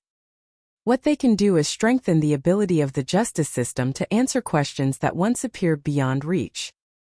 In that respect, the investigation stands as more than the resolution of a single cold case. It represents the convergence of careful evidence preservation, advances in forensic biology, responsible investigative practice, and sustained institutional commitment over many years. The pursuit of answers did not end because time passed. It continued because those responsible for the investigation believed that evidence, when preserved and examined with evolving scientific tools, still had the capacity to speak. And in this case, after more than 4 decades, it finally did. The public announcement marked the beginning of a new chapter, but it did not represent the end of the investigation. By the time authorities disclosed that decades of forensic work had led to the identification of a suspect, investigators had already spent years assembling the evidence needed to support their conclusions. Behind every headline stood an extensive record of laboratory analysis, historical documentation, interviews, and legal review. For many members of the public, the news appeared sudden. For the investigative team, it reflected the cumulative work of multiple generations of detectives and forensic specialists. Cold case investigations rarely conclude with a single defining moment. Instead, they evolve through a sequence of carefully documented decisions. Once a suspect has been identified through lawful investigative methods and supported by forensic evidence, prosecutors evaluate whether the available evidence satisfies the legal standard required to proceed. That evaluation extends beyond DNA. Physical evidence, witness statements, investigative records, and the chronology of the original case all contribute to understanding the historical context of the investigation. Although memories naturally become less reliable over decades, contemporaneous police reports and preserved evidence often remain critical sources of information. In long-running investigations, documentation becomes as important as discovery. Every report written years earlier acquires renewed significance. Detectives reviewing historical files frequently compare original statements with later evidence, ensuring that conclusions remain grounded in records created close to the time of the events. This careful review helps maintain the integrity of the investigative process while reducing the influence of hindsight. The NorCal rapist investigation also highlighted another reality of modern criminal justice. Advances in forensic science can change what is possible without changing the underlying facts. The evidence collected decades earlier had not become stronger because of time. Science had become better at interpreting it. That distinction has influenced investigative practices around the world. Today, many law enforcement agencies place increased emphasis on preserving biological evidence, maintaining comprehensive chain of custody documentation, and periodically reassessing unsolved cases as analytical techniques continue to improve. The investigation further demonstrated the importance of cooperation across disciplines. Forensic biologists provided scientific analysis. Genealogists reconstructed complex family relationships using documented historical records. Detectives integrated those findings with traditional investigative methods. Prosecutors assessed the resulting evidence within the framework of applicable law. None of these components would have been sufficient on their own. Together, they formed an investigative process capable of addressing questions that earlier generations lacked the tools to answer. The broader impact extended beyond a single case. Following several high-profile cold case investigations solved through modern forensic techniques, police agencies expanded specialized cold case units, and invested additional resources in reviewing archived evidence. Universities and forensic laboratories increased research into DNA recovery from older samples. Professional organizations developed guidance for investigative genetic genealogy, recognizing both its potential and the importance of responsible use. At the same time, legal scholars and privacy experts continued examining how emerging technologies should be applied within established legal and ethical frameworks. These discussions remain active today, reflecting the need to balance investigative effectiveness with respect for individual rights. For investigators, however, one lesson remained constant. Evidence preserved today may answer questions decades from now. That principle influences crime scene practice long before anyone knows whether a case will become a cold case. Careful collection, accurate labeling, proper storage, and complete documentation create opportunities that future technologies may eventually unlock. Looking back across the history of the investigation, it becomes clear that perseverance mattered just as much as innovation. Scientific breakthroughs opened new investigative paths. Persistent police work ensured there was evidence available to follow those paths. Neither would have achieved the same result without the other. The case therefore occupies an important place in the history of forensic investigation, not only because it demonstrates the capabilities of modern DNA science, but because it illustrates the enduring value of meticulous investigative practice across generations. For the communities affected by the crimes, the passage of time could never erase the impact of what occurred. Yet the investigation stands as a reminder that unresolved cases are not necessarily forgotten cases. Advances in science, combined with careful preservation of evidence and sustained institutional commitment, continue to reshape what is possible in the pursuit of truth. As forensic technologies evolve, investigators around the world increasingly revisit archived evidence with renewed optimism. Every successfully resolved cold case reinforces the same principle. Unanswered questions should not automatically be regarded as unanswerable. Sometimes the evidence has been waiting all along. What changes is humanity's ability to understand it. The investigation also reshaped how law enforcement viewed evidence that had long been considered exhausted. For decades, many cold cases had been filed away because every available lead had been pursued using the technology of the time. Detectives understood that unanswered questions remained, but without new witnesses or confessions, there appeared to be little left to investigate. The NorCal rapist investigation demonstrated that an unsolved case is not necessarily a closed one. Sometimes the evidence does not change, only the tools used to examine it do. Across California and throughout the United States, agencies responsible for unsolved violent crimes began reviewing archived evidence with renewed purpose. Biological samples that had been carefully preserved years earlier were reassessed using modern laboratory techniques capable of generating results unimaginable when those items were first collected. Cold case units expanded their partnerships with forensic laboratories, prosecutors, and specialists in investigative genealogy, recognizing that multidisciplinary collaboration offered the greatest opportunity for progress. Equally important was the realization that success depended on work completed decades before any scientific breakthrough occurred. Crime scene investigators who meticulously documented evidence in the 1970s could not predict the future of DNA analysis, yet their adherence to professional standards ensured that later generations inherited evidence capable of being re-examined.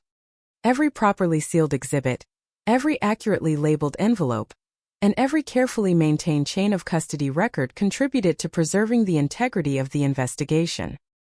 For modern investigators, this became a powerful lesson. The quality of tomorrow's investigation is often determined by the quality of today's evidence collection. Even when available technology cannot immediately provide answers, preserving evidence to the highest possible standard creates opportunities for future scientific advances. The case also highlighted the importance of institutional memory. Major investigations extending across several decades inevitably involve changes in personnel. Detectives retire. Prosecutors move to different assignments. Laboratory methods evolve. Maintaining detailed case files allows knowledge to pass from one generation of investigators to the next without relying solely on personal recollection. In many successful cold case investigations, Continuity is achieved not by the same individuals remaining on the case, but by the careful preservation of records that enable successors to understand every investigative decision made before them. As public awareness of forensic genealogy increased, discussions expanded beyond policing. Legal experts examined the constitutional framework governing the use of genetic information. Privacy advocates emphasized the importance of transparency and appropriate safeguards. Scientific organizations developed best practice recommendations intended to ensure that genealogy remained a carefully regulated investigative tool, rather than a substitute for conventional evidence. These conversations continue today because the technology continues to evolve. Every advance in forensic science brings new possibilities alongside new responsibilities. Investigators must balance innovation with respect for legal standards, individual rights, and public confidence in the justice system. That balance is one reason why modern cold case investigations often proceed deliberately rather than rapidly. Accuracy matters more than speed, particularly when events occurred many years earlier. For victims and their families, however, the passage of time has a different meaning. Many have spent years waiting for answers that seemed increasingly unlikely to arrive. While no investigation can erase the harm caused by violent crime, identifying those responsible may provide a clearer historical record and reinforce the principle that serious offenses remain subject to investigation regardless of how much time has passed. The NorCal rapist investigation therefore occupies an important place in the history of forensic science, not because it relied on a single revolutionary technique, but because it demonstrated the combined value of disciplined police work, evidence preservation, scientific innovation, and sustained institutional commitment. Each element depended on the others. Without preserved evidence, modern DNA analysis would have had little to examine. Without scientific advances, preserved evidence might never have yielded additional information. Without investigators willing to revisit the case, new technology alone would not have produced meaningful results. Today, cold case investigators routinely approach archived evidence with a perspective shaped by cases like this one. They understand that the limitations of the present should not define the possibilities of the future. As laboratory methods improve and analytical techniques become more refined, evidence collected years, or even decades earlier may continue to contribute to the search for reliable, evidence-based answers. Ultimately, the enduring legacy of the investigation is not simply that modern science helped resolve questions that had persisted for decades. Its broader significance lies in demonstrating that patience, rigorous documentation, and a commitment to following the evidence wherever it leads remain fundamental principles of effective criminal investigation. Those principles continue to guide investigators confronting today's unsolved cases, just as they did for those who preserved the evidence so many years ago. There are case files that gather dust because every question has already been answered. Then there are the files that seem to resist time itself. They survive office relocations, retiring detectives, floods of new evidence in other investigations, and generations of investigators who inherit them without ever expecting to solve them. Their folders become thicker, their photographs fade, their paper yellows, but the unanswered questions remain exactly where they were on the first day. This was one of those files. It occupied the same steel cabinet for almost 40 years. No name. No conviction. No confession. Only a single word stamped across the front in black capital letters. Unsolved. Every detective who opened it believed they might become the one who finally closed it. None of them did. Not until science caught up with a mistake nobody knew had been left behind. The city of Ashridge had always described itself as ordinary. Tree-lined streets. Small cafes opening before sunrise. Children walking to school beneath old maple trees. Neighbors waving from front porches. Crime statistics so low they were printed proudly in the annual town newsletter. People believed bad things happened somewhere else. Until the disappearances began. The first victim was reported missing on a rainy Thursday in late October. 32 years old. Architect. No known enemies. Her car remained parked exactly where she had left it. Her apartment showed no obvious signs of forced entry. Her phone rested on the kitchen counter beside an unfinished cup of coffee. Investigators initially considered the familiar possibilities: medical emergency, voluntary disappearance, family crisis. Nothing fit. Within 48 hours, another report arrived. Different neighborhood, different occupation, similar circumstances. Again, there was no clear indication of violence. Again, everyday life appeared to stop in the middle of an ordinary routine. As investigators compared reports, small similarities emerged. Windows left slightly open. Curtains partially drawn. Exterior lights switched off. Tiny details that meant nothing individually, but became difficult to ignore when viewed together. The police department formed a joint investigative team.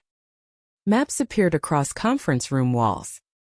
Colored markers identified timelines. Telephone records. Traffic cameras. Witness interviews. Every available lead was pursued. Weeks passed. Nothing. Then forensic technicians noticed something almost invisible. A partial footwear impression outside one location. Not enough to identify a specific brand. Not enough to estimate exact size. Only enough to conclude that someone had probably stood there for several minutes, watching. The possibility changed everything. Detectives stopped asking where the victims had gone. They began asking whether someone had chosen them long before they disappeared. Investigators reconstructed daily routines. Morning coffee. Evening commutes. Gym memberships. Favorite grocery stores. Walking routes. No obvious connection emerged. On paper, the victims were strangers. In reality, investigators suspected they had unknowingly crossed paths with the same person. Public concern spread quickly. Local news stations interrupted scheduled programming. Neighborhood meetings filled community centers. Home security companies reported record demand. Parents began accompanying teenagers to bus stops. Businesses adjusted evening operating hours. Ashridge was no longer the quiet town residents believed they knew. It had become a community waiting for answers. The investigative team expanded. Digital analysts reviewed surveillance footage frame by frame. Behavioral specialists examined victimology. Crime scene technicians reprocessed evidence using the latest available methods. Every department contributed. Every theory was debated. Every promising lead eventually collapsed. Months became years. The active investigation gradually transformed into a cold case. Boxes replaced desks. Evidence entered long-term storage. Some detectives retired. Others transferred. A new generation inherited the file. Unlike their predecessors, they possessed tools that had not existed when the investigation began. High-resolution digital imaging. Advanced DNA sequencing. Artificial intelligence capable of organizing decades of reports. Three-dimensional crime scene reconstruction. None of those technologies guaranteed success. But they offered something investigators had not possessed before. A reason to look again. Cold case detective Maya Chan approached the file differently. Instead of beginning with suspects, she began with assumptions. Every investigation accumulates them over time. Some are correct. Others quietly shape an inquiry without anyone realizing they were never proven. She asked her team a simple question. What if our biggest mistake isn't what we missed, but what we accepted? Silence filled the room. No one had an answer. The next morning, archived evidence returned from storage.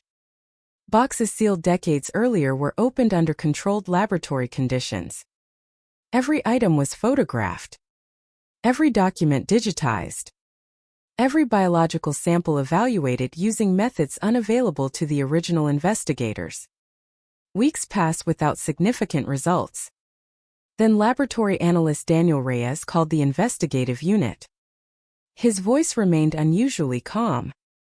"I think you need to see this." On his monitor appeared a microscopic image. An almost invisible biological trace recovered from an object investigators had examined countless times over the years. Earlier technology had considered the sample too limited for meaningful analysis. Modern sequencing reached a different conclusion. There was enough material.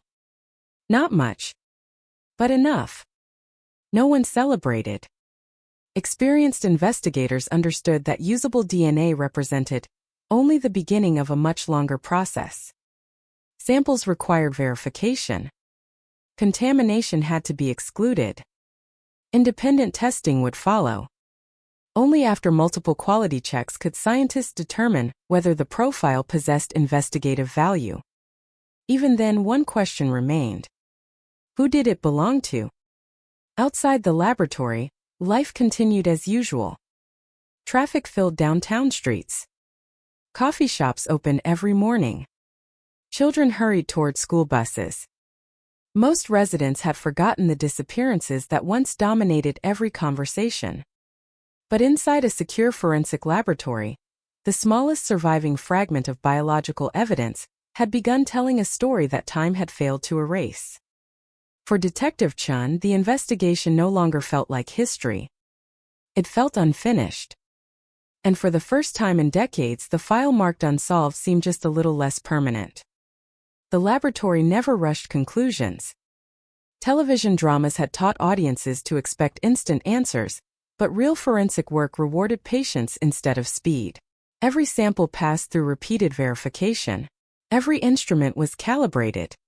Every result had to withstand the possibility of challenge long before it could influence an investigation. The DNA profile survived each round of testing.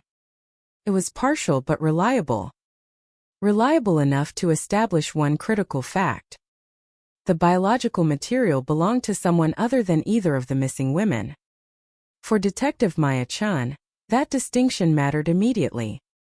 For decades, investigators had debated whether the disappearances were connected by coincidence or by design. The newly developed profile did not answer every question, but it strengthened the possibility that an unknown individual had been present at one of the key locations. The evidence room, once considered little more than a warehouse of forgotten exhibits, suddenly became the center of the investigation. Technicians reopened sealed containers with extraordinary care. A jacket. A notebook. Fragments of tape. Household objects collected years earlier because an investigator had decided they might someday matter. Most revealed nothing new. A few produced trace material too degraded for meaningful analysis. Then another sample generated a result. Not identical. Related. Scientists compared the two profiles repeatedly. The conclusion remained consistent. The same unknown individual could not yet be confirmed, but both samples appeared compatible with the theory that a single person had interacted with evidence from separate locations. The investigation changed direction. Instead of asking whether the cases were linked, detectives began asking how many other archived files might contain evidence overlooked by earlier technology. The answer surprised everyone. Over the next several weeks, investigators reviewed dozens of unresolved disappearances that had occurred within a radius of nearly 100 miles over a 15-year period. Most were quickly eliminated. Different circumstances. Different timelines. Different forensic findings. But 3 investigations contained details that deserved closer examination. Each involved unexplained disappearances. Each contained carefully preserved evidence. Each had reached the same frustrating conclusion decades earlier. Insufficient information. Maya resisted the temptation to force a pattern where none existed. Cold case investigators understood a dangerous truth. Once people begin searching for connections, they often find them, even when they are not real. Every proposed link, therefore, required independent evidence. Nothing less would be acceptable. Meanwhile, crime analyst Jordan Ellis approached the investigation from another angle. Instead of studying evidence, he studied geography. Thousands of historical records were converted into digital maps. Old addresses, bus routes, construction projects, shopping districts, school calendars, weather reports. Each layer revealed how the city had looked at the time of the disappearances, rather than how it appeared today. Gradually, an unexpected pattern emerged. The locations themselves seemed unrelated. The transportation network did not. Every confirmed location lay within minutes of a commuter rail line that had since been redesigned. At first glance, the observation seemed trivial. But historical infrastructure often reveals opportunities invisible to modern investigators. Someone familiar with the rail system decades earlier could have traveled efficiently between neighborhoods without attracting attention. The finding did not identify a suspect. It identified a possibility. Detectives expanded their research. Historical employee rosters, maintenance contractors, security personnel, construction crews assigned to rail upgrades. The list quickly grew into hundreds of names. Too many to investigate individually. They needed another filter. Back in the laboratory, forensic scientist Daniel Reyes continued examining the biological profile.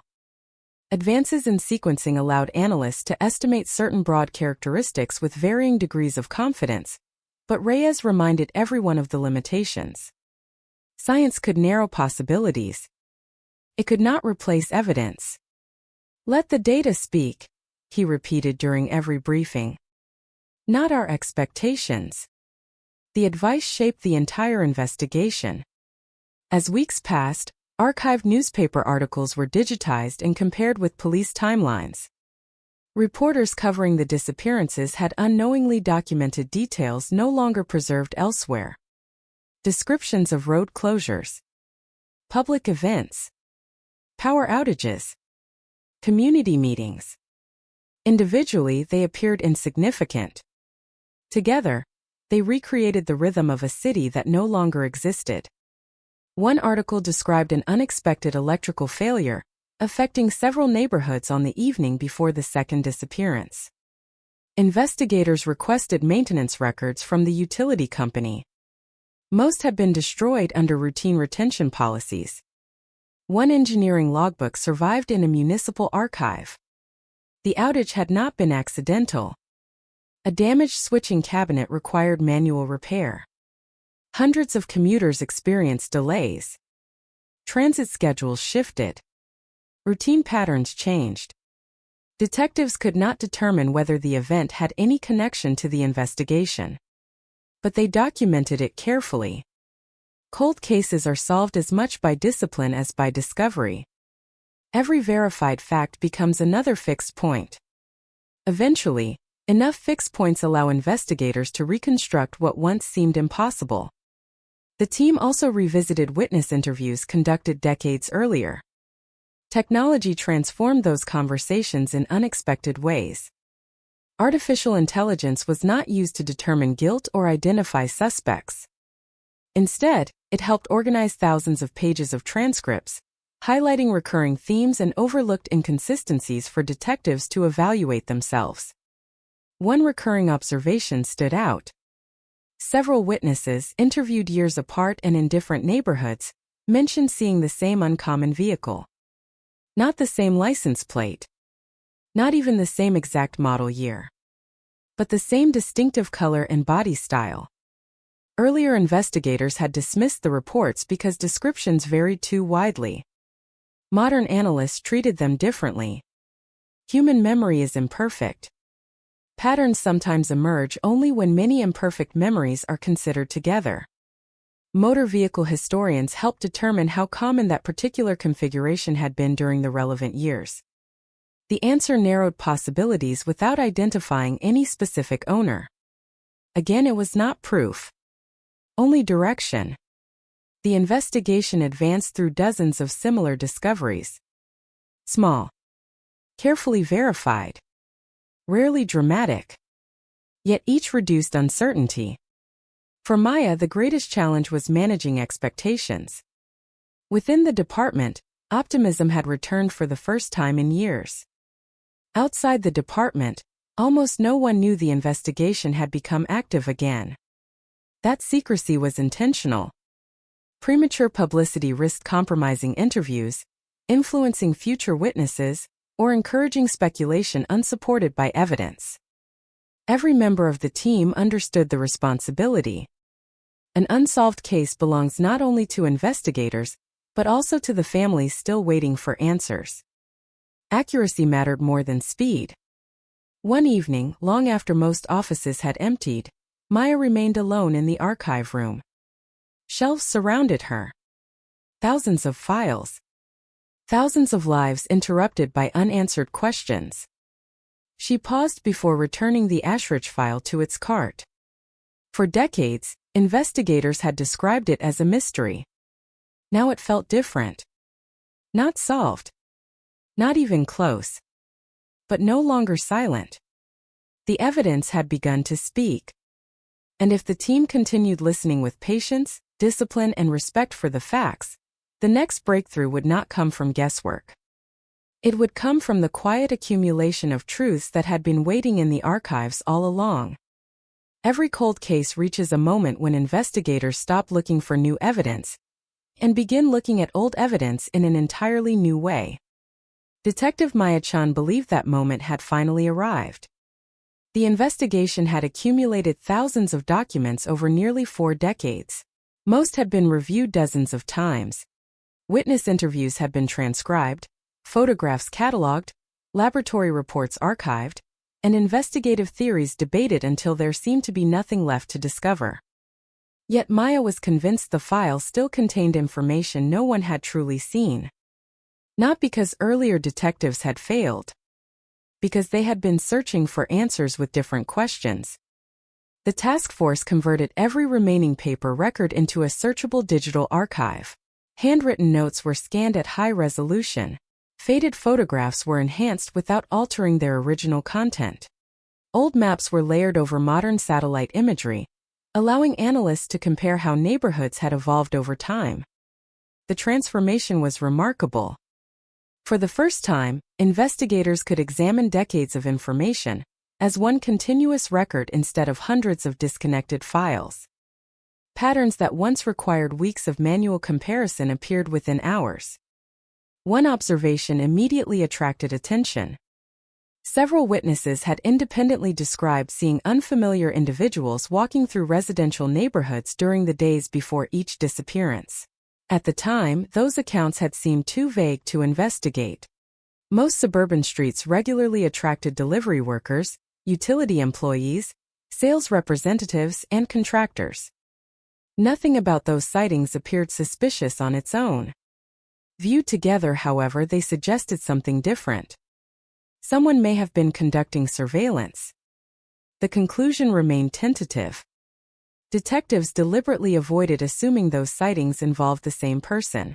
Instead, they documented every location, every date, and every available description before comparing them against municipal records.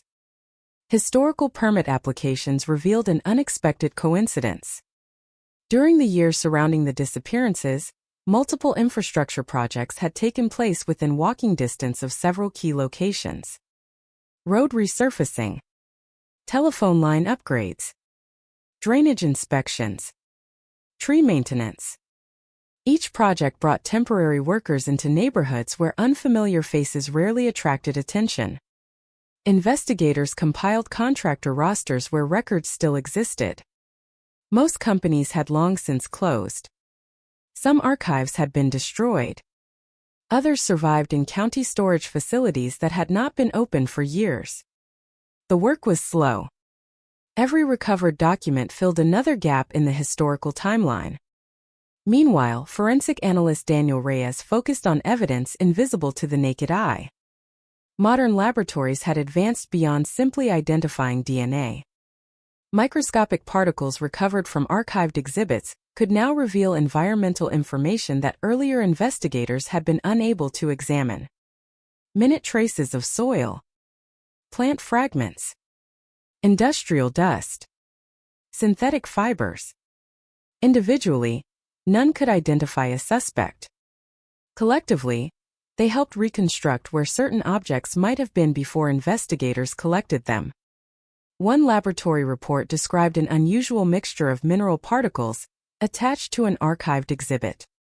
A consulting geologist reviewed the sample. Rather than naming a specific location, the expert concluded that the composition was more consistent with industrial ground than with residential landscaping. That finding prompted detectives to revisit forgotten areas on the city's outskirts. Old warehouses, freight yards, maintenance depots.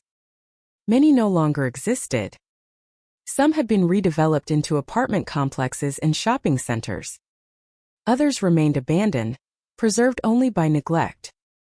Investigators searched historical aerial photographs preserved in the State Archive. Street by street, year by year, the city reappeared exactly as it had existed decades earlier. Buildings long demolished stood again in black and white photographs. Rail spurs cut across empty fields. Factories operated where parks now stood. The images became more than historical records. They became a map of opportunities. Crime analyst Jordan Ellis overlaid transportation routes, construction schedules, and witness sightings onto the historical imagery. A narrow corridor emerged. It was not proof of criminal activity. It was simply the area where the greatest number of independent observations overlapped. The task force agreed that any future investigative effort should begin there. As the review continued, another overlooked detail surfaced. An evidence technician from the original investigation had documented weather conditions with remarkable precision. Temperature, humidity, wind direction, barometric pressure.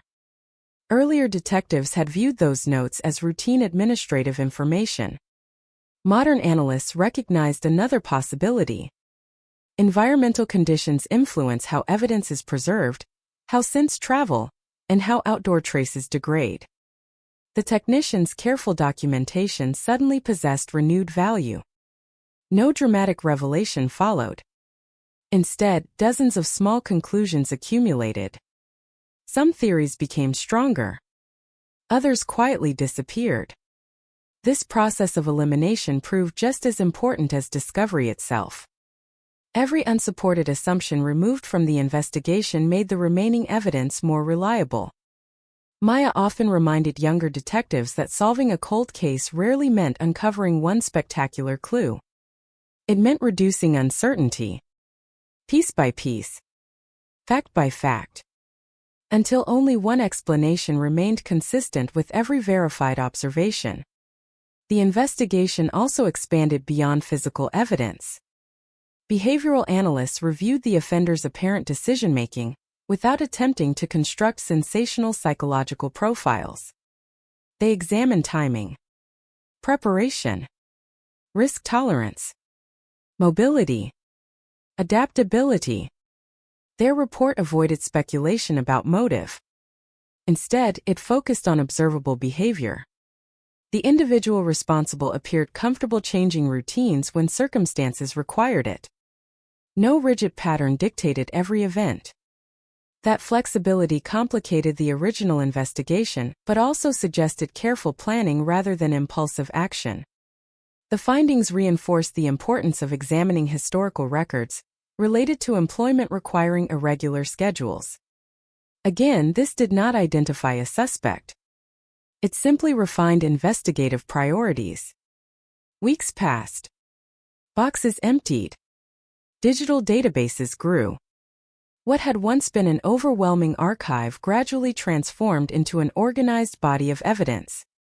Then, during a routine review of municipal planning records, Jordan noticed something almost everyone else had overlooked. One section of the commuter rail network had temporarily closed for major repairs during the exact period separating two disappearances. Replacement bus routes had served the affected corridor. Those temporary routes passed through neighborhoods not normally connected by public transportation.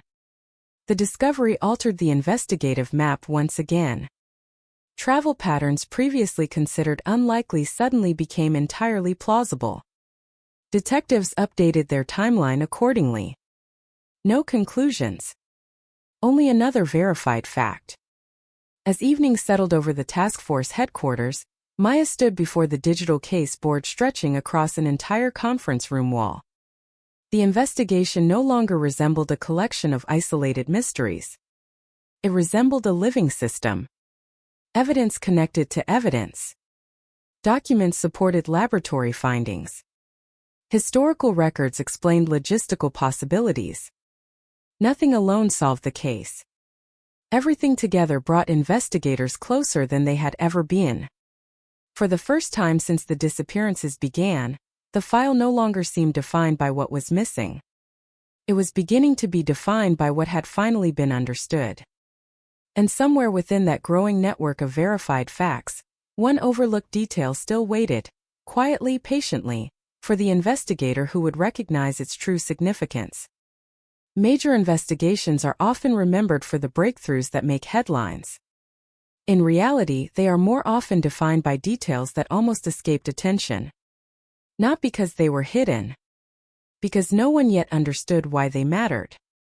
The Ashridge investigation had reached that point. Months of renewed analysis had transformed thousands of pages of archived material into an interconnected digital record. Every witness statement, evidence log, weather report, property map, and forensic finding existed within a single searchable system. Information that once sat isolated inside filing cabinets could now be examined as one continuous timeline. The result was not certainty. It was clarity. Patterns became easier to test. Assumptions became easier to challenge. And contradictions became impossible to ignore. Crime analyst Jordan Ellis spent most evenings reviewing information that computers considered statistically insignificant. Experience had taught him that algorithms excelled at identifying frequent patterns, but human investigators often recognized meaning in rare events. One recurring anomaly refused to disappear. Across multiple investigative reports prepared years apart, officers had documented service vehicles operating near several locations connected to the disappearances. The vehicles belonged to different companies, different contractors, different municipal departments. At first glance, there was no connection whatsoever.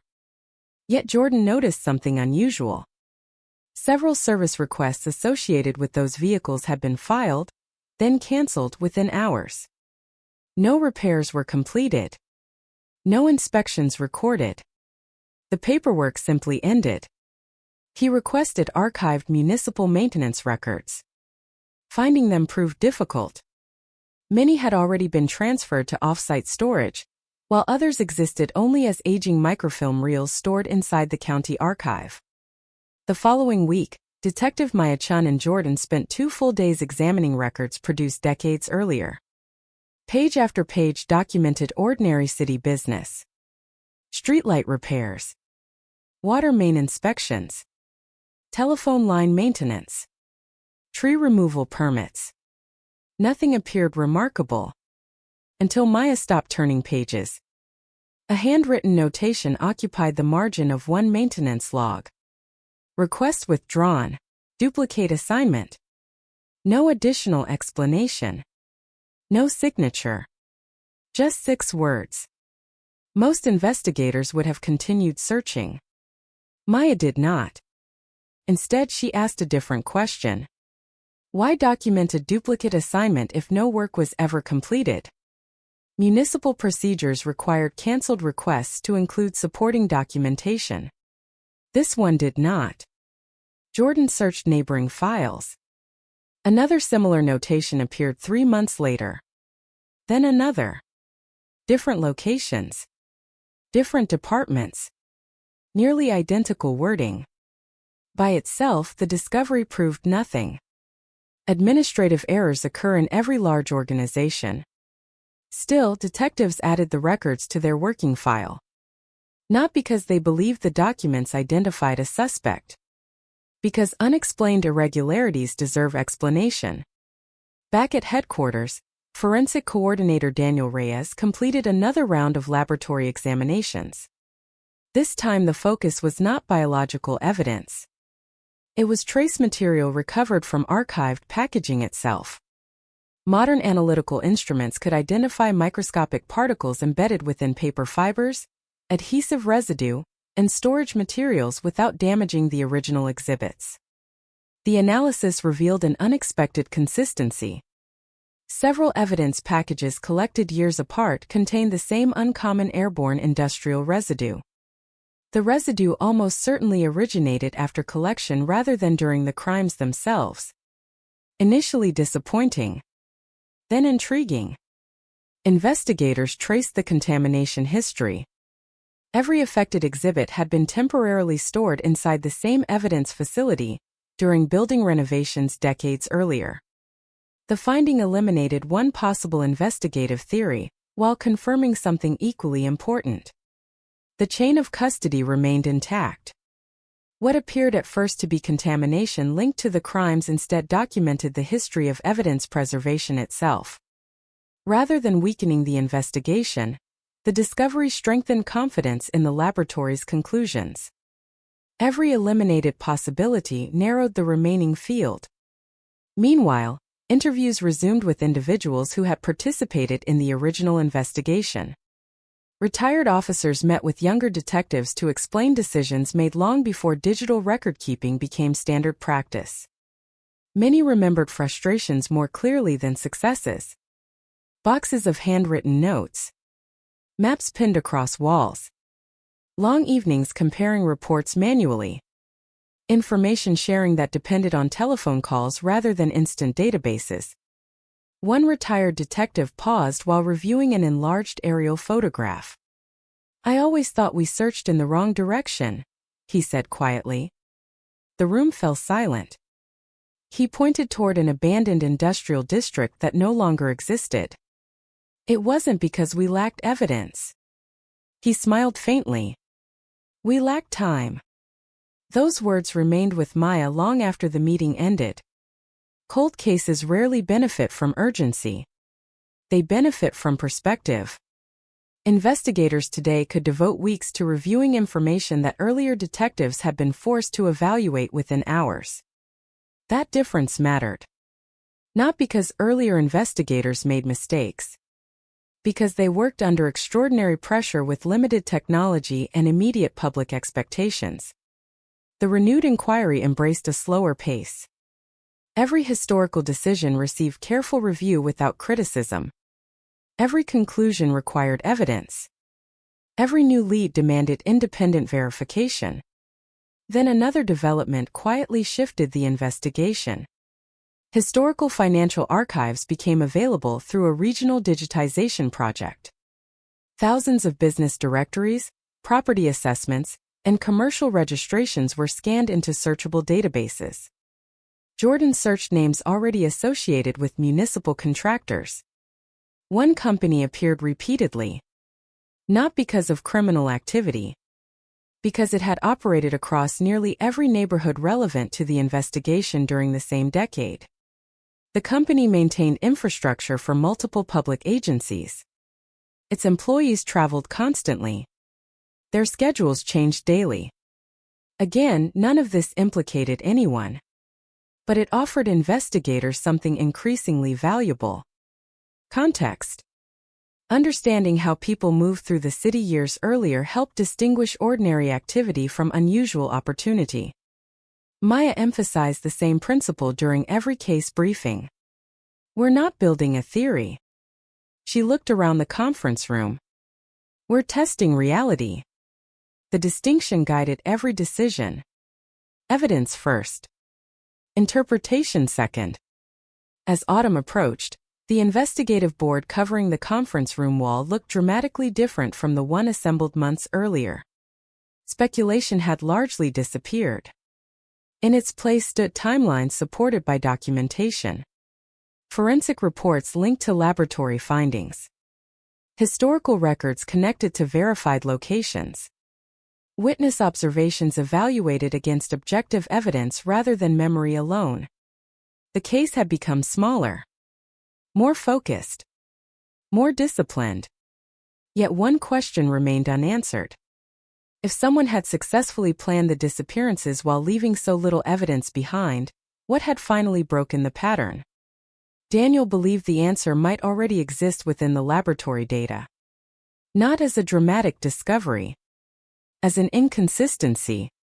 Experienced forensic scientists often search not only for what evidence reveals, but for what it unexpectedly fails to reveal. Absence can be as informative as presence. A missing fiber. An unexpected gap. A material that should have appeared but did not. He reopened every laboratory report produced during the renewed investigation. Not looking for new results. Looking for overlooked relationships. Late one evening, he compared two reports prepared months apart by different analysts. Both described the same microscopic synthetic compound. Neither considered it significant. Daniel leaned closer to the monitor. The compound itself was common. Its manufacturing variation was not. He requested additional verification before informing anyone. Science demanded patience. Extraordinary conclusions required ordinary discipline. Outside the laboratory, the city continued its routine without realizing that another small thread had emerged from the past. By itself, it explained nothing. But investigators had learned never to underestimate a single thread. Because enough carefully verified threads, woven together over time, can eventually reveal a picture that remained invisible for decades. Daniel Reyes had learned early in his career that laboratories rarely produced dramatic revelations. They produced measurements, probabilities, comparisons. The excitement came later, when investigators discovered what those measurements actually meant. He resisted every temptation to speculate. Before sharing his observation with the task force, he requested an independent review from a second laboratory. The analysts received only the evidence itself, not the background of the investigation. That separation helped reduce the possibility of unconscious bias. 3 days later, the confirmation arrived. The uncommon synthetic compound had been correctly identified. It appeared in two separate evidence collections processed decades apart. More importantly, it displayed the same manufacturing characteristics. That did not mean the materials originated from the same object. It meant they could have come from products manufactured during a relatively narrow production period. For most investigations, such information would have been little more than a technical footnote. For a cold case with almost no surviving forensic links, it was worth careful examination. During the morning briefing, Daniel projected microscopic images onto the conference room screen. The particles looked unremarkable, tiny translucent fragments against a dark background. "What you're seeing isn't unusual," he explained. "The significance isn't the material itself. It's the production profile." Jordan leaned forward. "Can it identify a manufacturer?" Daniel shook his head. "Not directly, but it can narrow the era, and potentially the industries where this formulation was commonly used." The room remained quiet. Nobody confused possibility with proof. Detective Maya-chan summarized the task ahead. "If we know where this material was commonly found, we may better understand the environments connected to the evidence." It was another step, not a solution. The task force divided into small research groups. One team contacted industrial historians. Another reviewed archived manufacturing catalogs. A third searched environmental reports describing commercial facilities that had operated around Ashridge during the relevant years. The investigation expanded without losing focus. Every new avenue required documentation. Every conclusion required verification. Several days later, the researchers assembled their findings. The compound had been widely used in specialized insulation products installed in certain industrial buildings, maintenance facilities, and transportation infrastructure during a limited period. That information alone identified no suspect.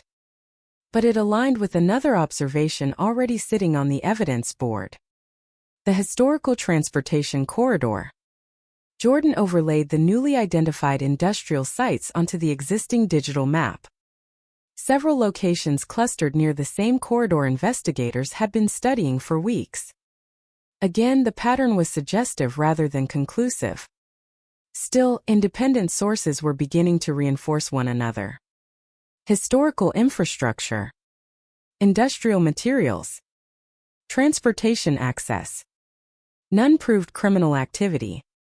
Together, they helped reconstruct the physical environment surrounding the investigation decades earlier. Maya reminded the team of an important principle. When independent evidence starts pointing toward the same place, we don't jump to conclusions. She paused. We ask better questions. The next question concerned access. Who routinely moved through those industrial areas without attracting attention? The answer was broader than expected. Maintenance crews, inspection teams, rail employees, utility contractors, delivery services, municipal engineers, private vendors. The list contained hundreds of individuals across many years. Far too many. Investigators needed another filter. Back in the archive room, retired city directories revealed something that digital databases had missed. Several companies shared temporary office space inside the same industrial complex during periods of economic restructuring. Businesses opened, merged, relocated, closed. Addresses changed frequently. To modern investigators, the records initially appeared confusing. To Maya, they represented opportunity. People working in those offices would likely have crossed paths regardless of their employers. Shared parking lots, shared entrances, shared break rooms. Historical proximity often creates connections that organizational charts never reveal. The task force began reconstructing those relationships. Not to identify guilt, to understand networks. Who worked together? Who changed employers? Who remained in the area for extended periods? Every answer came from archived employment records and publicly available documents. Nothing relied on memory alone. Meanwhile, Daniel continued examining evidence that earlier laboratories had considered exhausted. Advances in imaging technology allowed forensic scientists to detect manufacturing marks invisible under older microscopes. On one preserved metal fragment recovered years earlier, faint tool impressions became visible. The marks could not identify a specific machine. They did, however, suggest the fragment had been cut rather than broken. The distinction mattered. Natural damage leaves different characteristics than mechanical processing. Investigators updated their reconstruction accordingly. Another assumption quietly disappeared. The fragment had not arrived in its condition by chance. Someone, or some industrial process, had altered it before it became part of the evidence. Again, no dramatic announcement followed. Only another verified fact. As the weeks passed, the investigation became increasingly defined by discipline rather than intuition. Every new observation entered the evidence matrix. Every conflicting theory was tested. Many failed. Those failures were welcomed. An eliminated possibility prevented future mistakes. One afternoon, Jordan noticed that the digital case board looked very different from when the review had begun.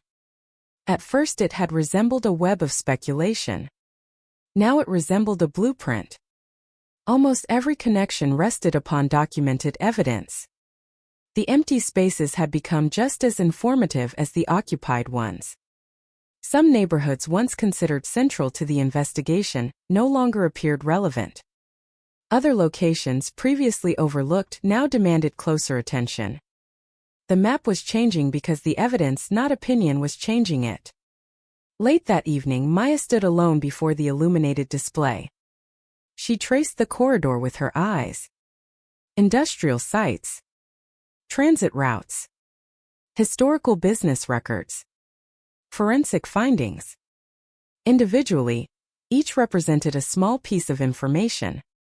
Together, They described a city that no longer existed, but whose history remained preserved inside official records.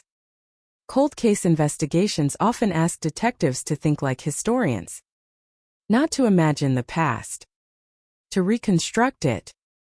Every verified document became another fixed point in time. Every laboratory result narrowed uncertainty. Every eliminated theory strengthened those that remained. The investigation was no longer searching blindly. It was moving through a landscape built entirely from evidence. And somewhere within that carefully reconstructed past, one final connection still waited to be recognized, a connection so ordinary when it first appeared in the records, that generations of investigators had passed over it without realizing it quietly linked nearly every significant discovery made since the case had been reopened.